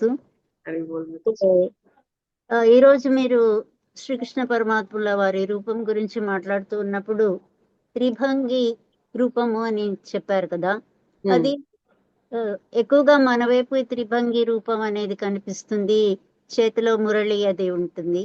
అయితే నేను 2 ప్రదేశాలకి వెళ్ళినప్పుడు నాకు ఈ రూపం కనిపించలేదు. ఒకటి బృందావనం, ఇక్కడ బంకే బిహారీ అని శ్రీకృష్ణ పరమాత్మ, ద్వారకాధీష్ అంటారు కదా, త్రిభంగి రూపం అనేది కనపడలేదు. అక్కడ పేరు కూడా ద్వారకాధీష్ అంటారు కానీ శ్రీకృష్ణ పరమాత్మ అలాగా వినపడలేదు. అలాగే బృందావనంలో కూడా బంకే బిహారీ అన్నారు తప్ప కృష్ణ పరమాత్మ అనలేదు. నాకు అప్పటి నుంచి డౌట్ ఉండిపోయింది, ఈ భంగిలో తేడా ఎందుకు వచ్చింది, పేర్లలో తేడా మీరు చెప్పగలిగితే సంతోషం. ఓకే, యాక్చువల్ గా భగవంతుని లీల ప్రకారం ఒక్కొక్కసారి ఒక్కొక్క భంగిమ తీసుకుంటూ ఉంటారు మాతాజీ. మీరు విఠలుడి గురించి కూడా విన్నప్పుడు విఠలుడు కూడా ఎలా ఉంటారు చూడండి, ఒక ఇటుక పైన నిలబడి ఆయన పోస్చర్ ఇలా ఉంటదన్నమాట. సో నడుము పైన చేతులు వేసుకొని ఉంటారు, ఆయన ఇట్లా పట్టుకొని ఉంటారు, అప్పుడు ఇట్లా వేసుకొని ఉంటారు. ఎందుకు అంటే ఆయన అప్పుడు వెయిటింగ్ పోస్చర్ అన్నమాట. తన భక్తుడు చెప్పారు ఏంటి అంటే, నువ్వు వెయిట్ చేయి కృష్ణ, నేను నా తల్లిదండ్రుల సేవ చేసుకుంటూ ఉన్నాను, వారి సేవ చేసుకున్నాక నీకు నేను ఆతిథ్యాన్ని ఇస్తాను అని చెప్పేసరికి, నన్ను ఎక్కడ వెయిట్ చేయమంటావు, నన్ను ఎక్కడ నీ కోసం ఎదురు చూడమంటావు అంటే ఒక ఇటుకని వేస్తారు, వేసి దానిపైన నువ్వు నిలబడి ఎదురు చూస్తూ ఉండు అని అనేసరికి భగవంతుడు ఆ పొజిషన్ లో ఉంటారు కాబట్టి ఆయన్ని ఆ పొజిషన్ లోనే అక్కడ ఆరాధిస్తున్నాం అనమాట. అంటే బేసిక్ గా ఒక్కొక్క లీలానుసారంగా భగవంతుడు రూపం అనేది కొంచెం అటు ఇటు మారుతారు. బట్ ఇక్కడ మనం త్రిభంగ రూపం అని ఎందుకు చెప్పాము అంటే, మానుష రూపాన్ని చూసినప్పుడు అర్జునుడి యొక్క హృదయం అనేది శాంతించింది అనే భావన చెప్పడానికి మాతాజీ. సో విశ్వరూపాన్ని చూసినప్పుడు చాలా భయానకంగా ఉంది, కానీ ఎప్పుడైతే ఒక మనలాంటి వ్యక్తి లాంటి రూపం చూసి భగవంతుడు ఇంత సులభంగా ఇంత అందుబాటులో ఉన్నారా నాకు అనే భావన కలిగినప్పుడు మనం చాలా తొందరగా కనెక్ట్ అవ్వగలుగుతాం. కాబట్టి ఆ రూపాన్ని చూసినప్పుడు అర్జునుడు కనెక్ట్ అయ్యారు అనే భావనలో చెప్పాను మాతాజీ. బట్ మనకి లీలానుసారం ఒక్కొక్కసారి భగవంతుడు ఒక్కొక్క రూపాన్ని దాలుస్తూ ఉంటారు. మనకి జగన్నాథుడిని చూసుకున్నా కానీ జగన్నాథుడు అంటే కృష్ణనే కదా. సో ఇంత పెద్ద కళ్ళేసుకొని చేతులు ఇలా లోపలికి తీసేసుకొని ఆయన కాళ్ళన్నీ లోపలికి వెళ్ళిపోయి ఆ రూపాన్ని తీసుకున్నారు. అది కూడా ఏంటంటే అదొక లీల. సో రాధారాణి యొక్క గొప్పతనాన్ని, ఆ ప్రేమని వింటున్నప్పుడు ఆయన మొత్తం కళ్ళు ఇంత పెద్దవైపోయి, ఆయన అంగాలన్నీ కూడా ఇట్లా లోపలికి వెళ్ళిపోయి అంత ఆశ్చర్యచకితులై అంత పారవశ్యంలో చూస్తూ ఉన్నారు అనే దానికి గుర్తుగా అలా ఉందన్నమాట. సో ఇవన్నీ లీలా ప్రకారం భగవంతుడు తీసుకున్న రూపాలు మాతాజీ. అంటే ఇక్కడ ద్వారకాధీశ్ అనడంలో వాళ్ళు ద్వారకకి రాజుగానే చూసుకున్నారా? అంటే ఇలా మనలాగా పరమాత్మ కింద చూడలేదంటారా? ద్వారకాధీష్కి వచ్చేసరికి ఆయన్ని రాజు స్థానంలోనే చూశారు మాతాజీ.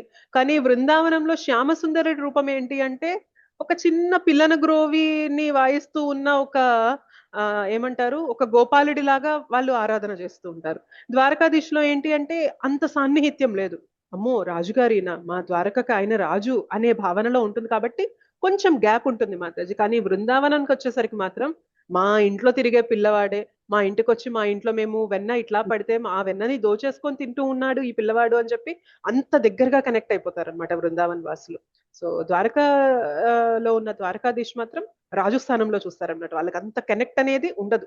బట్ బృందావన్కి వచ్చేసరికి మాత్రం ఫుల్ కనెక్ట్ అనమాట. సో కృష్ణుడిని ఆడించుకోవడము, కృష్ణుడితో ఆడుకోవడము, ఇంకా ఎట్లా అంటే ఒకళ్ళ నోట్లో ఉన్న ఒకళ్ళ సద్దన్నం కూడా ఒకళ్ళు అలా పంచుకొని తింటారనమాట. అంత సాన్నిహిత్యం ఉంటుంది గోపబాలుర మధ్యన, కృష్ణుడి మధ్యన. సో అది ఇంకా వర్ణనాతీతం మాతాజీ. అంత సౌలభ్యాన్ని ఇస్తున్నారనమాట భగవంతుడు. బృందావనంలో ఉన్న కృష్ణుడు మాత్రం అంత సౌలభ్యాన్ని ఇస్తున్నారు. ధన్యవాదాలు మాతాజీ. ధన్యవాదాలు మాతాజీ. హరే కృష్ణ. Thank you. శ్రీనివాస్ ప్రభుజీ. శ్రీకృష్ణ అండి. హరే కృష్ణ. నమస్తే అమ్మా. నమస్తే. అయితే ఇప్పుడు మనకి కృష్ణుడు తన విశ్వరూపాన్ని చూపెట్టాడు. యాక్చువల్ గా మా అదృష్టం కొద్దీ ఇప్పుడు మేము మిమ్మల్ని ఫాలో అవటం మాకు తెలిసింది. ఇది ఇప్పుడు బయట ఆల్రెడీ గీతా పరివారాన్ని లేకపోతే ఇస్కాన్ అని రకరకాల మార్గాలు ఉన్నాయి, రకరకాలుగా చెప్తున్నారు.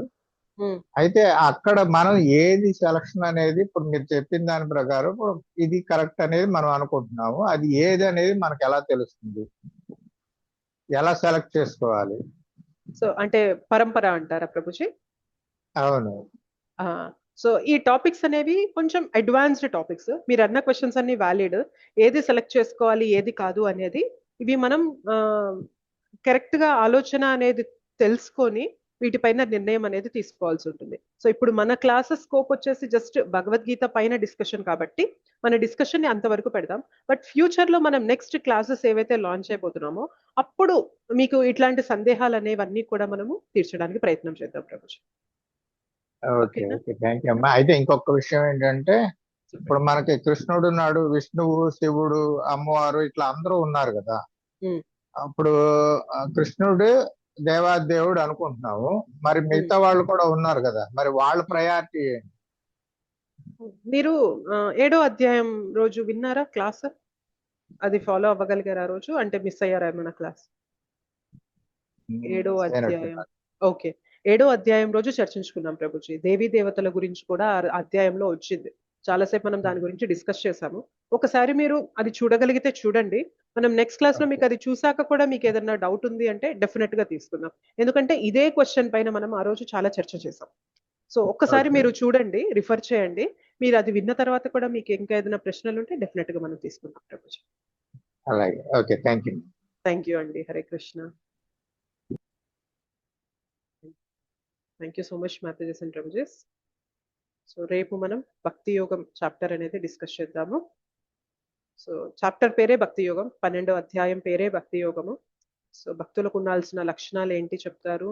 అండ్ భక్తిలో మనం శుద్ధ భక్తులలాగే ఉండాలా, లేకపోతే మనం ఉన్న లెవెల్లో మనం ఎంతవరకు చేయొచ్చు అనే లెవెల్స్ కూడా ఇస్తారనమాట భగవంతుడు భక్తిలో. సో ఈ వివరాలన్నీ కూడా రేపటి అధ్యాయంలో చూద్దాము.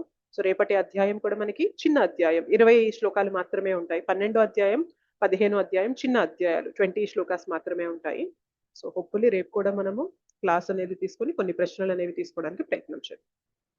Okay, thank you so much మాతాజీస్ అండ్ ప్రభుజీస్. హరే కృష్ణ. ధన్యవాదాలు.